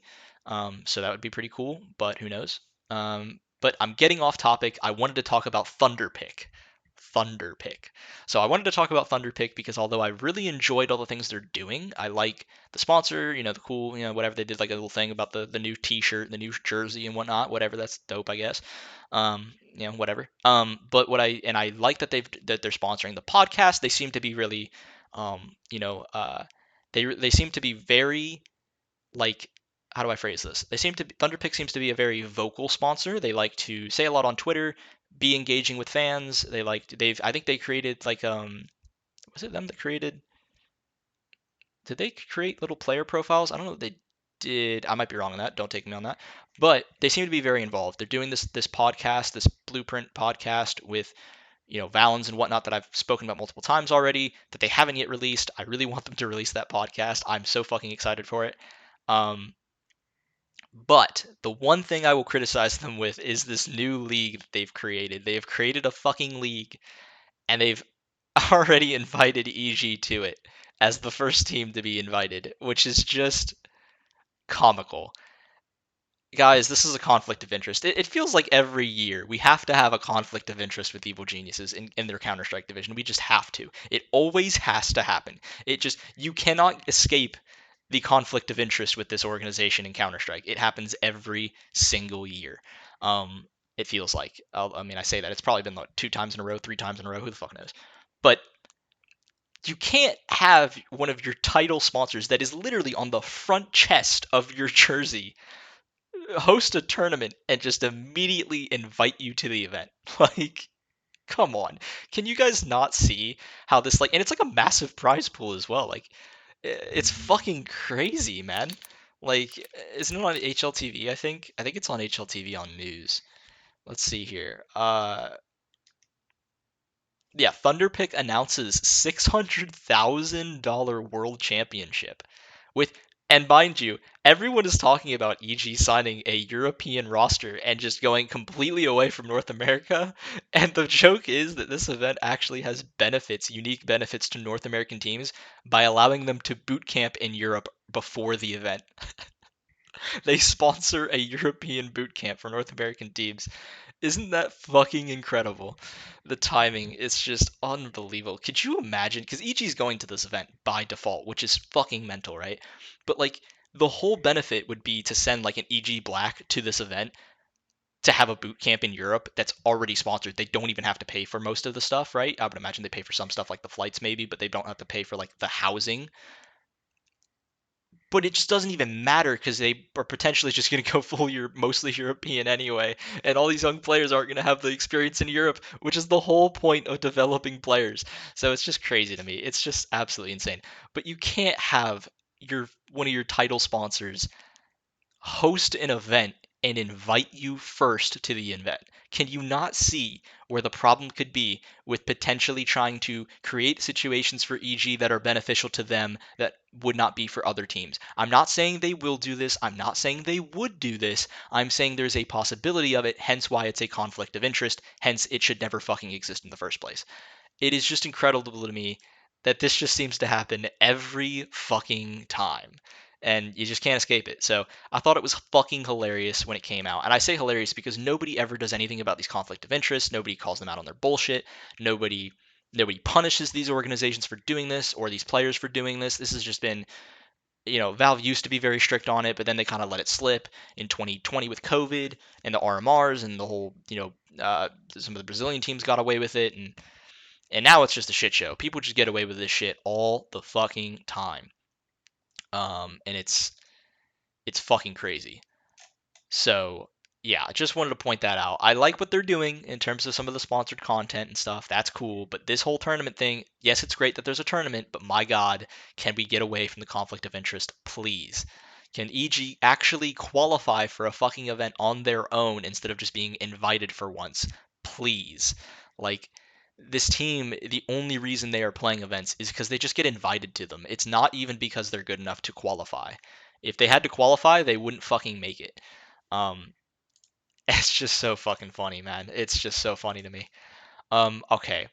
Now to get into the good shit, the juicy shit, the what should EG do in the offseason shit, the what are they planning on doing? What would I like to see them do? Kurrent has already made his stance in the chat. He mentioned, that he wants them to either go strict European or and drop EG Black, or just fully commit to NA and ride that train. I'm somewhere in the middle. I think EG can do both. I think EG should look. I mentioned this on the last episode. I asked Valens in his Q&A. I asked him, "What do you want to do in terms of long term to generate long term success to finally basically what are you going to do long term to get this team to where they need to be a top 10 team in the world and be fighting for championships and all this shit, right?" And that's why I said long term because I'm not expecting that anytime soon. And he was basically saying, like, I think you got to do it the right way. You got to find a core of like 2 to 3 players and kind of build around that. That was what he claimed. Now, it's ironic that he says that when EG hasn't really been doing that the past like year or two. But okay, sure. If that's your stance on it now, it makes sense to me. I understand that. I agree with that to some degree. Okay, let's do that. This is why I see it the way I see it. Based off of his answer, based off of what I would like to see, I would like to see keep automatic, obviously. I think everyone wants automatic to stay on this team. He's by far and away our best player, and he's been super, super consistent, even though this team has been absolute dog shit for fucking ages. He has been the pillar of this team. Keep automatic. I am advocating for Brehze to stay on the team, which I know people are not happy about. But I think, as I've mentioned before, I think Brehze is good enough. I think his individual skill is good enough. I think he can perform to that consistent level. I'm ready. You got to be quick though. Okay. So we're gonna. Sorry, I just got a message from Kurrent that he's ready to go, but he's got to be quick. So we're gonna bring him in. I want him to just go through all of his thoughts as fast as possible, and then I'll probably talk about it and whatnot. Okay. Let me figure this fucking out. Oh god, I haven't done this with Kurrent in a while, so I do not know how this OBS thing is going to work in terms of hopefully all the screens are right. We don't have to modify any of the screens. I'm gonna give him a call, and we're gonna give it a shot. Okay, here we go. Here we go. This is gonna be interesting. Yo. Yo, we made it. You fucking made it. Okay, hold on. I'm gonna try to figure this out as quick as I can. Oh god, how do I do this? Alright, that's almost it. Oh, perfect. Wait, okay, get that set up. Now my webcam is loading. Oh, wait, that's right. Oh, hold on. Let me do this. Okay. Now we got this going on. Mine's loading. Yeah, I did not have the luxury of having today off. Yeah, you're good. I completely forgot about that. I definitely should have thought of that. No, I don't know why my camera. Let me turn it off and then let me turn my camera back on. There we go. There you go. And it actually works. It's all on the screen properly. It's not messed up. It's a miracle. Holy shit. Okay, if you got to be quick. We're professional out here. Yeah, I'm stepping up my game, as you can tell by me posting once every 2 weeks. Anyways. Yeah, I was given about a half hour, so. Gotcha. Okay. I was given cool. Yeah. So where were you? So were you? I was on to. Yeah, so I moved on from laughing about Thunderpick to love the sport. To talking about what I want EG to do, which is basically I want them to keep automatic. I want them to keep Brehze, which is my controversial take. Well, one of my controversial takes. A hot take. Because I think Brehze is just a player that he's individually still got it. Look, his aim is still there. I don't think that's gone away. I don't think he's washed like from that perspective. And I think he frankly hasn't been put in the right positions. There was an interview Valens has said where, basically he hasn't had the roles that he used to had. He's been taking sacrifices for the team. And frankly, when you're taking sacrifices for, no offense, players like Brehze and Refrezh, or I'm sorry, players like Wiz and Refrezh, and it's just I can understand why maybe his performance has not been as good as we would have liked. And he's shown glimpses of it. He's just been very inconsistent. And I think that maybe if he has a better team around him, a better set of players. I personally also, my part two hot take would be I don't want NeaLan on this team anymore. Even though I love the guy, I think he's had his time. He's had a year. I understand he's young and he has time to develop, but frankly, I just don't see it anymore with the way the team plays. I think so many times you see players on their own getting killed with no trade and site hits where we're not even really doing coordinated site hits. It's mostly just like, you know, let's It's free balling. It's contact. free It's balling like is what let's it is. contact into a site, like it's not even like really So anything. There's not a lot of so did you see the utility. Dust 2 article that just got released? The one about Elige, Yeah, Elysian Electronic. yeah, it's mental. These are coming out like every So 20 okay. minutes. It's So insane. But I this guess to might be one cap of the off, craziest like Russell. Go ahead. yeah, I was just to finish, I guess like my what I would want them to do. I think you keep automatic. I think you keep Brehze. I think you sign a um I think you sign like a fucking good in-game leader like an Alexi B who's on the market right now. You sign one of that. You sign him. Um, you sign shit. Dexter's now on the market for an op. I know they're looking at Zorte, and he was very good for this team, and I think he is actually a very good opper, and he would be the guy I'd probably go to honestly if if Dexter wasn't on the market. But because Dexter's on the market, I think you just have to go for him. So I would say either one of the two there, and then I think maybe with that third slot, that last slot on the team, maybe you can keep Refrezh, right? I think that would be fine. Because I think at that point you're looking for someone who's going to sacrifice roles. So I think Refrezh would actually fit that perfectly. He would be that last piece on the team that is going to take the sacrifices role wise. He's going to be your support player. I think that would work for him. So I think that would actually be fine. So I think you'd actually probably just keep Refrezh, and then you not because I think he's an incredible player, but I just think role wise that would fit perfectly. You'd have Brehze automatic, Zorte or Dexter for reference, for assuming purposes, Alexi B, and then Refrezh. I think that should be the team. I don't think that's going to happen. I don't know what the fuck's going to happen because these rumors are fucking insane. And also, it's funny because they're like, oh, you should believe the rumors and expect the unexpected and stuff. And it's like, well, at this point, there's been so many rumors that your roster would be like 7 players deep of international talent. So, like, who the fuck knows what's going to happen? Anyways, your thoughts. Your Yeah. thoughts on that, So and then your thoughts on also just like, what do you want to happen? everything in general. Yeah. Yeah, So obviously this roster shuffle, just in the scene in general, not just with EG, is just looking like insane. Like ever since I yeah, it's started fucking watching in like crazy. 2018, this is maybe the craziest like roster shuffle I've Yeah, it ever probably seen. is. Like during an off season, especially like the summer off season, right? Yeah, Where obviously we have a little bit more time before like events really start up. Well, I say that, but I mean we probably have about another month. I don't know. It's just insane. Anyways, um, so apparently, based off of the latest Dust 2 article, right? They were talking about automatic, NeaLan, Jack, Zorte, electronic, Elige. Um, these are names that I didn't even really I didn't expect these ever names to be think on the market would at all, well, one be on the market or or either even even be sign. Like, why would even they be in join like us? contention of Yeah, joining our team like that's ever. crazy. Like what you know? Um I think we stand on the same point where automatic's got to stay, right? I think we're paying them also too much of a fucking bag to get rid of Probably. him, Yeah. unless we were to like make a shitload of money off of him, like by selling him to Liquid or like some international team, right? But he's the only guy that has consistently been performing. Um, I don't know.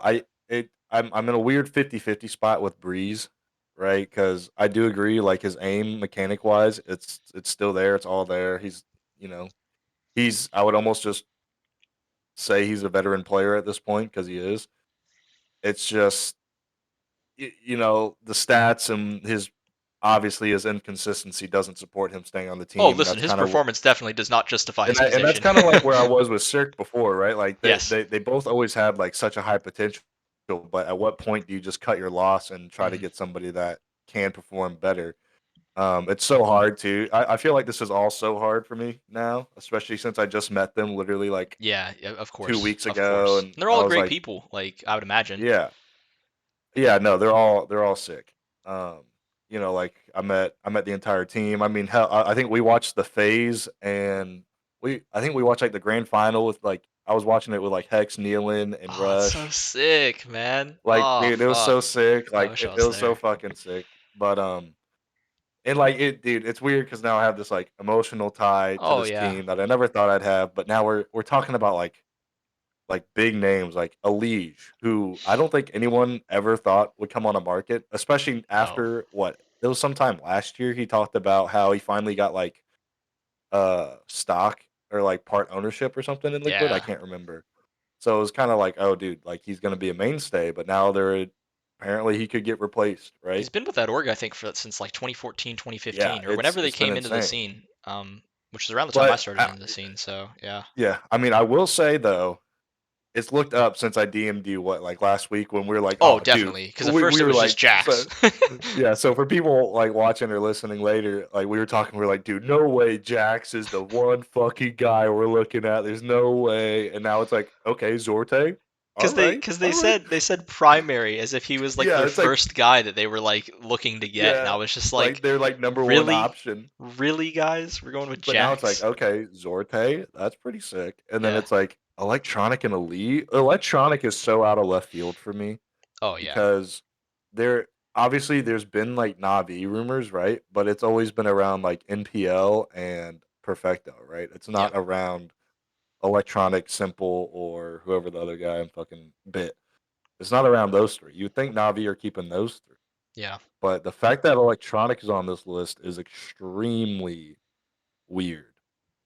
Yeah. But like so this changes. So I tweeted earlier, right? Like um my tweet earlier was basically like Elige, Automatic, Zorte, Neil, and Boros, right? That would be like if we went international. Oh, I forgot to So also look at Boris. That's right. Yep. Boros was left off this list. So I'm curious if And maybe Boros that's has fallen officially through. just Yeah. like closed negotiations and is like pretty much almost confirmed to go to Falcons or Yep. whatever uh his initial rumor was, right? So I Hmm. wonder if that fell through. But the fact that Zorte, Electronic, and Elige are now on this list is extremely interesting. In terms of NeaLan, I I think I'm also in like a weird 50-50 spot because I do Hmm. agree like his call style and the way that this team has been ran for the past year under his like calling. It's just weird, right? It's that heavy like default style, high risk, high reward kind of thing, right? And I'd talked to Valens and Vorborg in Dallas. They had like an AMA there, and I kind of asked them about their play style if they plan on changing it, and they kind of just said no, right? And I even asked Valens on how, and this was just out of my own curiosity of how they actually use data analytics and stuff like Oh, that. dude, Because they're heavy into it. Yeah. you always hear like, oh yeah, we have an analyst and a data Yeah. guy, and No, you dude, never really, they're. but I'll you don't say. ever know what Yeah, that I'll means say for them. very briefly, they've been doing like HPE, like little podcasts and stuff where they're like they'll have Hmm. like an EG intern and like three other dudes that are like, someone from the information, data analytics side, and like, CIOs and stuff are on there or whatever. Yeah. Man, I was listening to that. It almost kind of scared me with how much they were talking about analytics, like to the point where it was like, oh, maybe it's too much. Like maybe we're avoiding maybe looking at Hmm. just eye test stuff because it's just so analytically driven. So I don't know if Well, that's what they said to you, but what's so funny is I asked him, I was like, "How much do you actually use it?" And this is straight from Valens. They don't really use it for the mains, oh is what shit, he told me. no way. They threw Is me that off completely. the main team has not established their own play style enough for them to really apply data analytics for it because it's so just What? like inconsistent on how they perform and how they Well, I guess play, that would make sense. like strategic wise, right? Yeah, He said now for like black they use it quite a bit because that core has been together, and for EG gold they said they use it like heavily for yeah, I EG. bet. Yeah, But in terms of main team, they don't go more than like surface level for data analytics just because they don't have their own play style in their words, yeah, right? So which is already kind of an which is insane like thought. fair because like you watch them play and you're like, well, that kind of makes sense, right? Like I don't. It looks like they don't know what the fuck It they're does look doing half the fucking insane. time.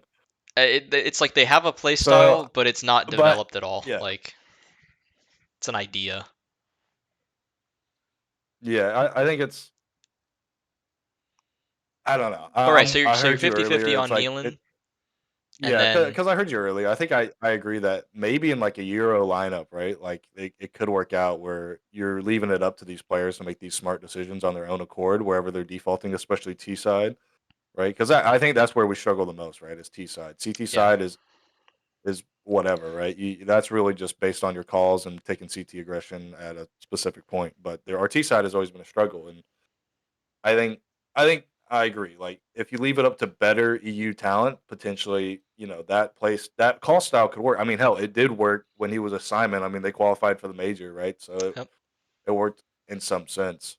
Um, it was funny when you said that like maybe Refrezh stays as like the support player, that last filler piece, and Jax is not. He's been on the list since for however long. yeah, Jax is a pretty big support player, pretty selfless, and I'm not saying Refrezh isn't. Um, Obviously, Refrezh is probably a bit younger than Jax, and yeah, possibly had yeah, he's like 5 years younger than Jax. yeah. It might, yeah. but but I mean, at that point, do you take veteran over I possible mean, high they're both pretty. potential? They should be both pretty I think either experienced. could be that filler player. I Yeah, think it'd just be so. We have 6 people on this most recent Dust 2 list yeah, out of Audi, NeaLan, Jack, Zorte, Electronic, and Elige. I mean, who do you take out of that 6? Really? I yeah. mean, I was obviously, actually, like I was just looking at it. if we're restructuring completely, right? Hmm. Like, because it seems like if we're gonna go EU, they're almost just like fully diving in at this point, and they're keeping Tim and maybe NeaLan. Yeah, Um, I mean, NeaLan, Tim, Zorte, Electronic, and Elige. Don't know how role wise that would really work out, but just like name value alone, that sounds like a pretty badass roster, to be honest. yeah. I think if they go with those four players, the Zorte, Elige, Neil, and Automatic, I think you definitely would go with Jax, and Yeah. probably that's where Jax becomes your very support player esque role. Mhm. Nealon makes some sacrifices, and then you have auto to set up Automatic and Yeah, you're Zorte setting and up Elige. automatic and Zorte. I Yeah, feel like, and that would be cool. Like I think that yeah, that that lineup could work. makes the most sense to me. If I'm Out just of looking this at this 6, list, like yes. obviously Electronic is probably the best player on that list, but I Yeah, think role but what are wise the odds it's we tough. really get That electronic out of that one as of them? well is what You know I'm what I thinking. mean? Like I don't know Like that that. Electronic's actually going to happen, and even if he does happen, what role is he taking? Because I feel like he would be overlapping in some way with potentially Automatic. So Yeah, yeah, it's just a little bit difficult to tell. yeah. I mean, I think it'd be sick to see electronic back in a roster where he's not calling, Yeah. right? Because if you really think about it, right, like early on when Boomich was still Navi, watching like electronic work yard on Nuke, Oh, he's fucking taking all incredible. his taking all his own like not liberal, his own liberties, right? Yes. His own decisions to help the team. I mean, that's kind of kneeling, right? That's Oh that's what yeah. we've been calling, right? Like leaving it up to our defaults to decide where we end up going, and that could work out. I don't know Yeah. about Elige. Elige is more of a system type player in my eyes, unless I'm wrong. I don't know enough about Zorte. I know he's pretty good. Um, and obviously Tim is just He's he's just just been consistent. consistent Yeah. through and through, regardless of what play style or who they have on this team. Um, I think the one I think thing I'll say that I'm yeah, worried about with NeaLan, with Electronic in particular, would just be, is Electronic going to respect NeaLan if they're on the same team and NeaLan is the IGL? Because I yeah, mean, maybe they have a personal relationship. I would imagine they might. Imagine they would. But it's a little different, even if you have a personal relationship with someone, when you're on a team with somebody, especially, look, man, when you take that in-game leader role, it is like a poison chalice. Every player who it takes is that role, when they leave and they're no longer an in-game leader, they almost, for some reason, they just always go back to just being like, well, I should be the in-game leader, and I want to do this, and I want to, like, literally yeah. it happens every time, and it just happens so consistently. And it's like, is Electronic, would he respect NeaLan's calls? Hmm. Or would he just look at NeaLan and be like, dude, this guy hasn't done anything in his career compared to me, and frankly, I think I'm already a better in-game leader than he is, and I would Yeah. rather. So like, that's just one thing I would worry about. But I would not doubt. Like, listen, I wouldn't be upset if Electronic joined. He's obviously one of the best fucking riflers of all time, probably. But look, if he, I don't know that he would sign number one, and Yeah, I think Yeah, I realistically, think this the Elige, Zorte, Jax, NeaLan automatic roster could happen. That could seriously yes, happen. I think if you minus electronic from the 6-man list, that's the most likely to possibly happen. Yeah. I'm just curious on if Elige even wants to come to EG, Oh, right? I know. You would think it would be unlikely considering Like, NAF talked especially to with what EG. Naf Yeah, I was said. gonna say with Yeah, NAF literally talking to EG and being like, "Dude, this organization is a shit show. There's no way I'd ever join this team." Would right. Elige And like really taking that back hear to that from Liquid and him and then be like, okay, "Yeah, I'll yeah, I'm join gonna go EG"? join EG. Like, you know what I mean? Yeah, Why wouldn't like he just legit, like? yeah. I mean, obviously, maybe he wants to live in NA or he wants to be. Well, I guess they wouldn't even be living in NA. So it's like, wouldn't you just be better off joining a different European team that's like already better? Like, Or maybe why is even he not like, I fighting for the mean, vitality minus spot? Fang You know what I plus your mean? Like, liege, dude, for like complexity. yeah, if he wanted to Like, stay in NA, but it's like if if he you wants want to to go to stay in to NA, go to Europe, it's like, dude, there's no way. Like, I know they're fighting for Flames right now, but dude, if you said a liege, like they might consider that. Also, we just seem to yeah, be on a consistent trend every offseason of just wanting to take old vitality players and add them onto our roster. yep, As if everyone remembers, Mizuta was originally going to join the team. We had Evie and obviously Malik. Actually, no, Malik was G2, but Malik was we're G2, just yeah. taking fucking French players and old We vitality love the players, and French boys, we just keep adding them onto our team and asking them and some Danish players. But so I think that's funny. But but um, yeah, yeah, I don't know. it's fucking crazy. This is Like, just insane. I take back what I said in chat earlier. I think we do keep EG Black, just keep them. Um, and it does support like the scene in a certain way, right? I mean, even before all of this even started, a birdie had told me that there was a possibility that EG Black got promoted fully, yeah, and but they would drop Rush hmm, and keep automatic. yeah, Somewhat, yeah, I'd heard that. Obviously, based on these rumors, unless all of these fall through, which let's be honest, could easily happen. yep, You know, Valde fell through, Masuda fell through, Naf fell through. All these talks have fell through before, so I would not be surprised to see every single one of these, except maybe Jax, just probably because he's itching to play because he's a free agent fully, like yeah. fall through. I will So say to add on to that in terms of like, hey guys, take all these rumors with a grain of salt. This is all like, at least in terms of the CIS players, this is all coming from fucking Overdrive, who is just like known for just saying the most outrageous shit that almost never comes true, but occasionally does come true, and so then people just add that to his credibility. But in yeah, reality, he's really not that good at his job, and he's kind of fraudulent. So I would say take it all with a grain of salt. That's why like the electronic one to me just seems so outrageous. I just can't believe that it's even remotely possible. well, this one's But from I think he was. I think Overdrive had. the Liege and electronic one is from I can't ever say his name. And modem, Animodem. I can't. Oh, I'm not It's from sure. Blix.gg. Oh, Blix. Oh, that's So maybe a little bit better. it's a little But bit better, yeah, it's a but little that's bit better. still But so the Blix report actually says EG reached verbal agreement with Jax and Zorte, yeah, targeting Elige and Electronic.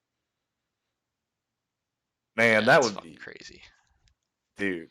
Oh, so I mean that would It's essentially exciting, mean but it's also like I it's don't know how the exciting, fuck this but team is gonna so if work. these things Like, go through, like what happens now, right? So Wiz can't really go back down. You can't justify Wiz going down for Junior based on how Junior's just tearing up tier two, yeah, it begs the right? question: what happens to Wiz, right? So what happens to Wiz if Jax comes in? Be Is fucking he coming awful, in for man. refresh? You know what I mean? Like Yeah, I would imagine he that has would to. role wise be the only thing that would ever make sense. Is he comes in for Yeah.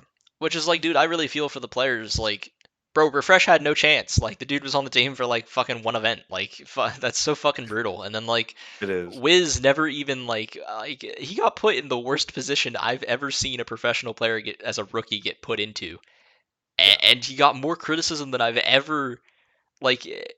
It's just unreal the criticism he got. Like, people just don't think he could do anything anymore. But And yeah, you're right. Like you can't go to EG Black now. It's not going to be the same thing as Hext, where like he can go back down, gain some confidence, and maybe he right, can build a it's career. not It's like like Stanislaw was willing to step down yeah, it's and like let the Hex dude's come gonna back into probably the team. fucking he's probably gonna have to find some other He's gonna have to come. He's challenger probably, team. dude. Imagine though. You know, Actually, he would probably go to like ATK. ATK. I was gonna say He would actually probably just go straight to all ATK. the ex AG players just go All the straight to fucking XEG ATK. players straight to ATK. But But yeah, it's just it what? Say sucks we to be him, get a man. It's just Liege and brutal. Electronic. I mean, dude, Oh yeah, that would then like mean it would be Brehze is a sick. free Like agent. That would mean, yeah, Brehze is a free agent. Wiz is Yeah. gone. Refrezh got replaced by Jax. hmm I mean, I wonder yeah, if that's Liquid would consider signing Brehze. I don't know if they that would, would be but in it. I wonder if we were to I mean they're get looking at a lot of like a European players leash. too. But I mean, what's super sad about all this though, I'll branch into generality, is that NACS is going down so bad. oh, it's yeah, it's bad. It's bad. Like, oh, dude, it is. It's really bad. This is probably the worst I've seen NACS ever, which is crazy because I started in 2015 when it was like considered an achievement if a North American team made like the group stage. You know, Yeah. if they made like the quarterfinal of the major, that was like a huge success. That was like unheard of. Oh yeah. Like it's just crazy. This is literally the worst I have ever seen the region, which is so insane when you think back to just a couple years ago. EG, NA was EG was like number EG one. was number Liquid one, was and winning NA Grand was like Slams. NA was good. Like there were like PA four was or like five breaking like top really good 30. teams in Oh, NA, and you dude, had it and then was our tier two insane. scene was really good. You had like Steel on Chaos developing the Oh, tier yeah, two the scene. Like Chaos, you had the Envy dude, Boys. we had some fucking like it was there, man. We were building, and now it's like we've just gone And back like then a Valorant came decade. out. Like yeah, COVID, Valorant, it just came at a perfect time to just absolutely, and then ESL getting rid of all their Hmm. slots and making and then everything became a franchise league, and Flashpoint failed, and it's just like now you're just left with nothing. Like you're just left. Now there's Right. some people that are coming back, and I think people will. I don't think a Hmm. lot of European players or anything like that. Like you're not going to see Scream come back to Counter Strike. If he does, it might No. just be for fun. But he's never going to make it.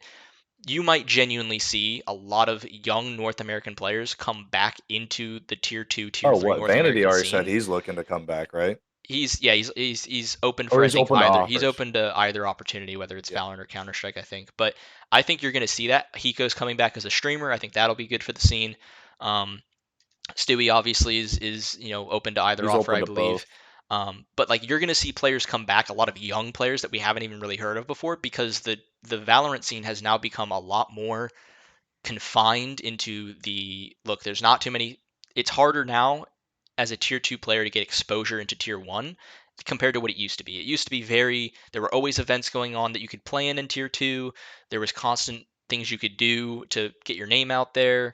Um, and there were a lot of organizations signing teams, and now you're not seeing that because of the partner.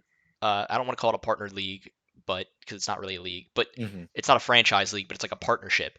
But because it's much harder now to get into tier one Valorant, a lot of players are going to go back to Counter Strike because number one, the new game's coming out. That's going to hype up a lot of people. They're going to want to come back to Counter Strike because a lot of these players came from Counter Strike originally. So they're going to refine that love for the game. They're going to come back because it's a new game and they want to be a part of something new. And then on top of that, it was just easier to be a part of Valorant's scene before. It just was. Like, if you were a North American Yeah. player, it made no sense for you to play in Counter Strike. It made much more sense for you to play in Valorant, where you could make it to the very top of what NA was, Oh, which was the biggest region in the world. So you're going to see a lot of. I feel like you're going to see a lot of North American players come back. I don't think you're going to see it yeah. in Europe, but you're going to see it in North America. I feel like. Yeah, I agree. But Hopefully that'll help. overall, though, I mean, this thing is just going It's bad though. It's really crazy. bad. Like this is the Yeah. worst I've ever seen it. I mean, it's weird to think about, right? Because you look at the really like top NA players we have, and you look at it and you're like, dude, that would probably be like a top 5 team, top 10 team. I'll give or take. Yeah, if there was only one like good North American team and you could just take like almost like GM, like football manager style, like just Oh yeah, put five players on a team that are from North America and generate like a top 10 team in the world, you could do it. I think there would only be one, but you could do it. yeah. Um, You'd at least have like one top 10 team and potentially like another top maybe a top 20. 25, Yeah, top exactly. A 20. top 25, top 30 team maybe. Kind of like that complexity, right? You have hmm liquid, you have complexity, right? Yeah. I'm very curious to see if we sign outside of EG Black, is what do we do with EG Black? You know what I mean? Like if this whole thing happens with the main Yeah, roster. and I'm curious to see if there's ever if even an org has talked to EG about just buying out EG Black, right? Just considering how well they've done in ECL for the past like 2 seasons. But the Maybe. way esports and making money works right now, it's just very unlikely. Yeah, I don't think it Um, probably won't happen for a little bit, but I think I would like to hope they but keep dude, this this, roster the yeah. same because I think they've shown a lot of promise and they're young players, and I think they need to keep it young. I don't think you should send like if Brehze isn't on this Oh team, I no, don't think yeah. you should have Brehze go to the academy team and take somebody's spot. Like I don't think that those are the ways to do it. I think I could see you him should doing keep. that actually. I I could could see see him them taking doing Rush's it, but spot straight up. yeah, like I could see them doing it. I just don't know that I would love it. I don't think I'd Um, like it either. I think Wiz will have to find like a Nouns ATK yeah, type roster. Brehze would have to go to like either EG Black for same. Rush because they're not going to get rid of any of the other four, Yeah, or they shouldn't. no. And unfortunately, Refrezh would probably just get replaced and he get bumped back down to like tier 2, like Dane. Hmm. What's so curious though is that I wonder if they've. I'm sure they have, but I wonder if they've looked for a NeaLan replacement, right? With Alexi B being That's available. what I'm saying. There's IGLs available. I mean, if I'm actually Suhei upset actually that's goes to Mouse, yeah. right? I Like was actually Dexter's upset been that I is saw that available. because I was hoping he would join EG, but Yeah. And then yeah, what? Like Nexa is also Nexa's available, available. right? Yeah. And even like Danish Nico is available. Yep. And I mean, those are three like I wouldn't say like I'd top say tier, yeah. Like I'd say you Alexi know. B and But like think about it, like maybe Alexi B Nexa are probably fully top built tier. up like ints, right? He fully built up ints. Yeah. Nico has been known to just come in like really weird situations where some like a team's needed a caller and he's just done well. And then I mean Dexter built up besides Azur, right? He was the second. He was given the Australian throne after Azur moved out of Hmm. Australia and became like the Australian IGL. So I'm curious if they've looked at options, but I'm wondering if we're going so international, like it looks like we are, if it would just help having like an EU, not an EU, but like a Kazakhstan/CIS caller, right, to help with bringing in Zorte, who is I mean, I Russian, know Jerry is Electronic. available. I don't know if Yep. Jerry speaks English that well, Dude, what's or so well enough, crazy but is if I'm fours, I don't know what dude. I know If I, Jerry was cause kind of the mastermind behind that whole thing, so I don't oh, really know dude, what they like do you now. look at all the available Russian players, I feel like there's just a like goaded Russian roster in there somewhere. Oh, for sure. Like Cloud9 with should definitely be trying C9. to do that. Like, Hey, dude, I saw C9. I know this isn't about EG, but C9 fucking getting rid of like possibly Hobbit and Buster. Dude, I don't think those. I I don't don't know think about they're the getting rid of problem. Hobbit, but I could see Buster. I don't know that he ever should have I joined could that see team. Buster. Buster's been bad ever since he joined. But Hobbit I is don't. kind of strange to me. I don't know if he's the problem. Yeah, I If don't I'm think he C9, is. I'm looking at maybe even bringing in Jerry for like Nafany Nafany, yeah. or Yeah, something like that. But I think that should anyways, be but something to I'll consider. I gotta wrap it up here. Yep, you're good. Overall, if this shit goes through, I might just be mine. And Yeah, it's gonna obviously, be what's so crazy is all this shit's gonna happen in the next like 2 to 3 days. It's all yeah, it half might. because Yeah. Blast roster locks are Thursday, Oh, I didn't know that. That's and crazy. I think it was Maui even said one of the casters or analysts said like, with today being Juneteenth, everything it's probably hard to close deals because not everybody is working, That's a good point. and with basically if you minus today, Hmm. right, of people working for Juneteenth, and then you have Tuesday, Wednesday. You have like two. I don't know what time on Thursday, if it's like Yeah, if it's EU like time or noon, is it, whatever, yeah, exactly. right, What's the for universal roster time? locks. I mean, all this will happen in the next like 2 days for the big That's a teams, really at good point. I least, didn't right? know that. For the Yeah. teams that aren't in the upcoming Blast Fall or Yeah. Blast Premiere, It may not matter. it won't matter. But for Yeah. teams like Vitality, Heroic, well, Hmm. Heroic and FaZe won't make changes. G2 probably, who knows? G2 could swoop in and make like an IGL change. But Hmm. like Navi, Liquid, uh, OG, and EG, right? We're all this shit has to happen in like 2 days Is OG to in figure out. Blast partner? Yeah, no, but we're in like the fall groups, right? So Oh, okay. this is like the second round of their world tour or Hmm. whatever because they have Yeah. the spring They got tourney. spring and fall. Yep. Yeah, so this is the fall one. So we are partnered. So we will see what Very shortly. happens It's gonna be interesting. I'm, if I'm we. like I'm not like excited yet because I just don't know what the fuck's gonna happen, but I have the potential to be very excited. It kind of goes Yeah, back I to Vorborg he asked me a long time ago. He was like, "Would you actually be okay with like?" He DM'd me like, "Would you actually be okay yeah, with okay with going being to EU. EU?" And I was Yeah. like, "Dude, if we sign like good players and like we have a chance to win something, like you bet your ass I'd be good with going to EU." Oh, So it's Vorberg kind of did like say he would like to come back on to to the EG or podcast. to Europe. To the podcast. Oh, to the podcast, This really? podcast. Oh Yeah. wow, well that Because kind of I fucking because I made a surprises me joke. I, considering I made a how joke with I'm a him and piece of Valens. I was like, shit. I told him, I was like, damn dude, you're taking me and Fusion's job. We kind of already do the I podcast. He know, goes, yeah. oh yeah. He was like, I know. He was like, if it makes you feel better, I'd love to come back and talk to you guys if I get approval. And I was I like, was gonna yeah, say, that'd be yeah, sick. if Nicole would even allow for me to I'm interview dude. Vorborg again. I'm curious if they're looking at uh, Vorberg replacements. I honestly, I'll be real with you for a sec. I really thought they were going to potentially do it, not Oh yeah, because I think he deserved it, because I don't think that's.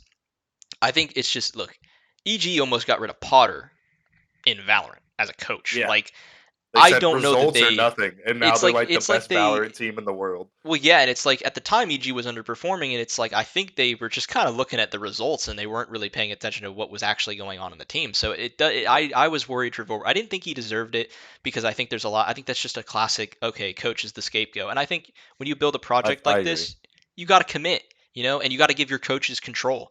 So Yeah, yeah, I was a little bit like, please don't, but I was genuinely worried that they were going to. I'm not ready to give I up was on as him well. just yet. I Um, wouldn't either. I think he brings a lot. Maybe not super strategically, right? Because I'd even talked to him how he right? he Yeah, didn't he's start not. in Yeah. CS, but I think just mental wise and like mood, emotion, Yes. handling all that, I Hmm. think he brings a lot to the fucking table. Yeah, I And I agree. think I think almost to make up for his non-experience starting in CS, obviously he knows CS like esports in general, with Copenhagen Flames and everything. But to make up for that, I think that's why we've kept consultants like Malik. We've brought in Sheikh Zula. We've brought in some of these bigger brain tactical people to help him out. Yep. Um, I even said like I thought I look and I said this in the last episode and I it frankly shocks me that Valens still has his job. And I'm not trying to say that to be like a dick. It's just if you look at the results and you look at what's happened and you look at like how the team has been managed over the past year or two, like it's kind of an indefensible position to say he should still have it. Like yeah, it's yeah, it's very again, I don't know who you would curious. sign. I would say like obviously a Kassad, but like I'm not saying they're gonna do this. I'm not saying they should do this. But what I am saying is like honestly, I'm kind of shocked he still has his job. Like I'm kind of shocked a lot of these people still have their jobs because Well, it has not been it good. just makes you wonder, dude. Because I talked to him in Dallas, and he seems Oh, so he's a super smart composed. dude, and he's He's super. Yeah, super no, fucking 100%, smart. Like 100%. Yeah, he speaks with such confidence, and it makes me wonder. Like, okay, like either what's he's going not who wrong? I thought he was, Right. and he's just making a bunch of like mistakes just in a row, right? Bang, bang, Hmm. bang. Or he's not actually even making like these decisions fully. Like maybe the management is. Like I'm curious if it's more like he just has input and then management just says fuck off and we're just gonna sign who we think is best Yeah. or what. I Because mean, when like Naf's saying that he's going through the interview process and he's talking to like upper management, yeah, like what it's the just fuck like is that? it's like is Valens really is he just acting more as like an in-house consultant of who we Right. should sign and then Yeah. just really just still doing data analytics. And like praying to God that they like approve it. Right, because I was in Stan's chat earlier today when he was streaming. And I asked him what he thought the biggest issue was, and he was like, "There's just no vision." He said, ever Which is a since crazy thing, Carrick man. and Ethan left and I was on the roster, like it's just been band aid fix after band aid fix, Yep. and Not wrong. finally, like Blueprint seemed like a really long term thing, and then they just kind of No, they said, "Fuck made it. that." Yeah, they said fuck it. Yeah. So Didn't even let it last I a year. I don't know. It went from the it went from like signing Black. White was whatever. We've already talked about it, but it went from it's going to be like a fluid 10-man roster, like we're going to bring Yeah. guys up and down when we see Never fit, works. and it didn't work for one. You bring them up at the worst times, Oh right? yeah. And and then you just say, okay, we're gonna go full EU. So considering how badly this bed has been shit on, and again, I think you and I both agree, players can only do so much Yep. inside the server when there's so much going on outside the server. Hmm. Uh, you know, if management can somehow redeem themselves with some like really big fucking signings like there's rumored to be, I would begin to have a little bit more faith, to say the least. Yeah, definitely. Um, I think it's just interesting on where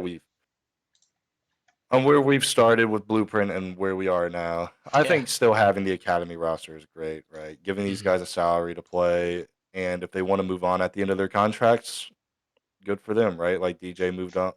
DJ moved on once his EG White contract was up, and it worked out for him for the most part, even though he's now looking for a team. It's just this offseason has been a lot crazier than I ever really expected it to be.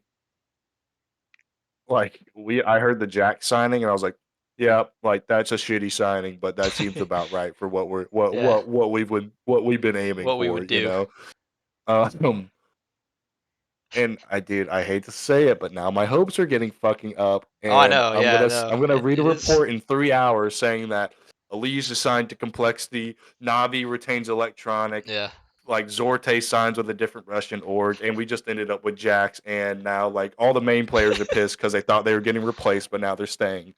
Like Yeah, I it don't know. is fucking So crazy. we'll see. I think honestly, I just read in this Dust 2 article that Electronics uh been a target of Cloud9. If I'm Electronic, I'm going to Cloud9 Oh, I think easily. that would be, yeah, I think that would be Like smart. easily, I'm going to I think Cloud9. that would be So smart. I'm not really banking on Electronic. Yeah, he's the one If that I'm this not. Blix report is like somewhat credible, I would bank on Jax. It does not surprise me that he just wants Yep. to play in general. That he doesn't really care as long as he's getting paid to play. He's Hmm. gonna do it. And like, not that that's all he cares about. He's a great player, great support. He's always known to be.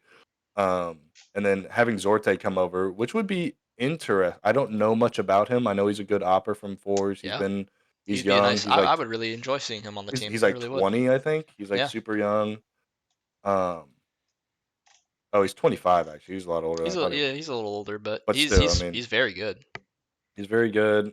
Um, Elige is probably the biggest question mark here. I think that's probably the He's biggest got a lot question mark of in NA he's got a lot of in name general. value, but he's been struggling recently. He has been struggling. Obviously, he is the biggest question mark in NA right now, Yeah, besides whatever EG is deciding to do. Whatever happens to Elige, I think will probably determine what happens to this roster. yep, I think that's fair to say. Yep, Um, because Zorte for Wiz makes sense. Jax for Refrezh, whatever. You're exchanging veteran for older veteran with a lot more experience at like tier 1, but performance wise probably won't give you much.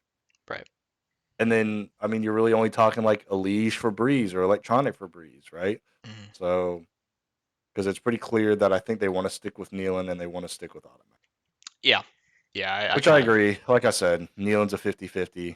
Brehze for me is a 50-50. It sucks because I just met all these guys. So emotionally it fucks me up. But yeah, no, it as a does. fan and where this project started, I want fucking results and I want them really bad. And if we have to go EU to do it, fuck it. We had to go to EU to do it. If they would have said we're just going to promote EG Black and just whatever happens in NA, we're just going to support NA, I would have been fine with that. But if you're trying to win like they say they are, and we have to go to EU to do it, fuck it. If we start getting some sort of resemblance of results or just looks like we know what the fuck we're doing in the server, I'll take it. So Yeah, I gotta desperately go. needed. Dinner's ready. I All right, appreciate man. you having me on. I'm glad finally got you back on. It's been a Yeah, while. Hopefully we're able to continue doing it, and absolutely. hopefully the All news right, comes brother. out. You have a good one. Yep. Thanks Peace for out. hopping on. No problem. All right, that was Kurrent. I'm glad we were able to. Oh, you guys probably can't even fucking see me right now. Oh, you're just seeing the Discord. Isn't that fucking great? Great quality. Great. Now you can see all the fucking messages. Awesome. Nah, I'm just kidding. Doesn't matter too much. Um, Yeah. Look, man, it's been one hell of a an episode. I've been doing this for 2 hours now, which is kind of fucking crazy. But yeah, I think we kind of talked about everything we wanted to talk about with the Counter Strike team. Really went through the whole list. If you guys missed the Valorant section, obviously I'm gonna be posting this, and for the fucking real this time, I'm posting it on YouTube. I'll do the fucking timestamps. This shit'll be there. I promise. I'm gonna try to get this out and upload it as fast as I possibly can. I'm not gonna make it like a scheduled thing where it comes out in the morning. I'm just gonna fucking release it onto my YouTube and I'll post it and whatever. So expect that to come up by the end of today. Um, and I'll do the timestamps, which will be fun, but yeah, it'll be worth it in the end. And so, yeah, like I said in this episode, we got to talk about. I should probably do a little outro here. Yeah, that'd be smart. Make it easy for myself, huh? So, a little outro. Um, yeah, I got to talk about a little update, 15 minutes or so, about the League of Legends team and their recent surprising success. Talked about Valorant for about 45 minutes to an hour. Just kind of just going through the history of the organization in Valorant and just how thankful and grateful I am for how fucking amazing this team is. And I briefly rant on Potter and how, not Potter specifically, but the fact that her merch sucks and it doesn't make any sense and it's frustrating. But let's talk about that briefly. But how just in love I am with this Valorant team at the moment. And I do think if you're an EG fan and you want to have any amount of excitement and something to really cheer for and get behind, especially as an FPS fan like myself, this Valorant team is fucking the real deal. This is not just your typical Cinderella story. These guys are fucking legit. These guys can play well together. They have all their coordination. Their teamwork is really good. I talk about how they play together, why they're so good, what their play style is. I kind of talk about each individual player and why they're great, and why they work on this team. And yeah, so hopefully that's fun for you guys to listen to. I know I've been getting a couple more Valorant viewers into the podcast because of the recent success of the team. So hopefully you guys enjoy this like little like 45-minute breakdown where I kind of go through the history of EG and Valorant and what it's taken to get to this point, because I don't think people truly understand just how fucking crazy it is that EG is where they're at right now. It's not as simple as saying they shouldn't have even made playoffs. It goes way beyond that, off to the very beginning stages of when EG joined Valorant, which I think is probably one of the most incredible stories in Valorant history, frankly. And we'll see how far they go at this event. I want them to win the whole thing, obviously. I think they definitely can do it. I think the FNATIC match is going to be one of the most exciting things to watch. You've got the two best teams at the event facing off in what is going to be a fucking incredible game, hopefully. I said I don't want it to be a 2-0 unless it's for EG. But at the very least, I want this. Worst case scenario, I want this going 3 maps, and to be very close. And yeah, that was what I talked about with the Valorant section, and then obviously Counter Strike. I got to get Kurrent onto the pod, which is pretty sick. Glad to have him on again. And just kind of talk about the crazy fucking offseason. Like he said, this is probably the craziest offseason ever. And he also, let us know that like I didn't even know this, that yeah, the roster locks are coming in for Blast Fall groups. So in the next couple of days, so these roster moves are going to get finalized very soon. So obviously next episode is going to be crazy, because by the end of next episode, or by next episode, we're going to be talking about how EG has performed at Masters Tokyo and Valorant. We're going to be talking about the Super Week that's happening in the LCS. We're going to be talking about the roster moves that EG CSGO has made. So it is going to be fucking crazy. I don't think anything is going on in Dota 2 right now that's that important. Although I will say, as I shouted up earlier in the episode, they are the number 3 team in the world. So it's pretty crazy. EG is going back to their former glory and are deciding to be good at everything. So if the CSGO roster happens and they end up being really good, it's it's incredible. And as much as I would hate to do it, I'd have to give some credit to the management, unfortunately, even though I really don't like Nicole because of all the improper ethics that have been conducted within that organization. At the end of the day, you got to give props when props is due. So I would certainly do that. Yeah, hope you all enjoyed this episode. Hopefully, you guys, um, enjoy the content and enjoy the discussion. And I haven't been as consistent as I've liked to have been, so I will try to do better in the future for sure. You can definitely expect an episode this next weekend for sure. Um, and yeah, hopefully you guys enjoyed. I will post this on YouTube as early as I can, and check out the links below. I've got Current's Twitch in the description box. I've also got a podcast, fellow podcast. the Live Evil podcast. They talk about League of Legends. I would recommend them for your League of Legends content. I kind of do my own brief updates and my own personal thoughts on the team, but he is much more deeper into League of Legends and he understands the game a lot better, so he's able to break things down a little bit better than I do. I'm a little bit more focused on the FPS side, so I would recommend if you want more in-depth information on like the comps that, or like the comps that the EG Valorant or EG League of Legends team is using and how they're doing certain things and which players are playing super well and the micro decision making, I think that's the best place to go to. So that'll be in the description box below. As well as Kurrent's Twitch channel. He's been streaming recently. I think he has a new setup, so please go check out his Twitch, give him a follow, give him a listen, give him a watch. And like I said, I would be doing more streams for my own personal gameplay, but I'm having some serious problems with. I don't even know if it's packet loss at this point. It's just connection problems. I can't play FPS games consistently. I'm constantly lagging every 3 to 5 seconds. I can't trust my movement, and it's making games unplayable for me, at least FPS games. So I don't know what I'm going to do there. I'm trying to figure it out as I'm speaking about it. But hopefully I'm able to get that fixed, and once things kind of get to a better place, I'll hopefully be able to do more streams with just kind of me playing Counter Strike and chilling, or me playing Valorant with friends, and just doing all this other stuff. So with all that being said, I hope you all enjoyed. I'll catch you guys in the next episode. Thanks for tuning in. Peace.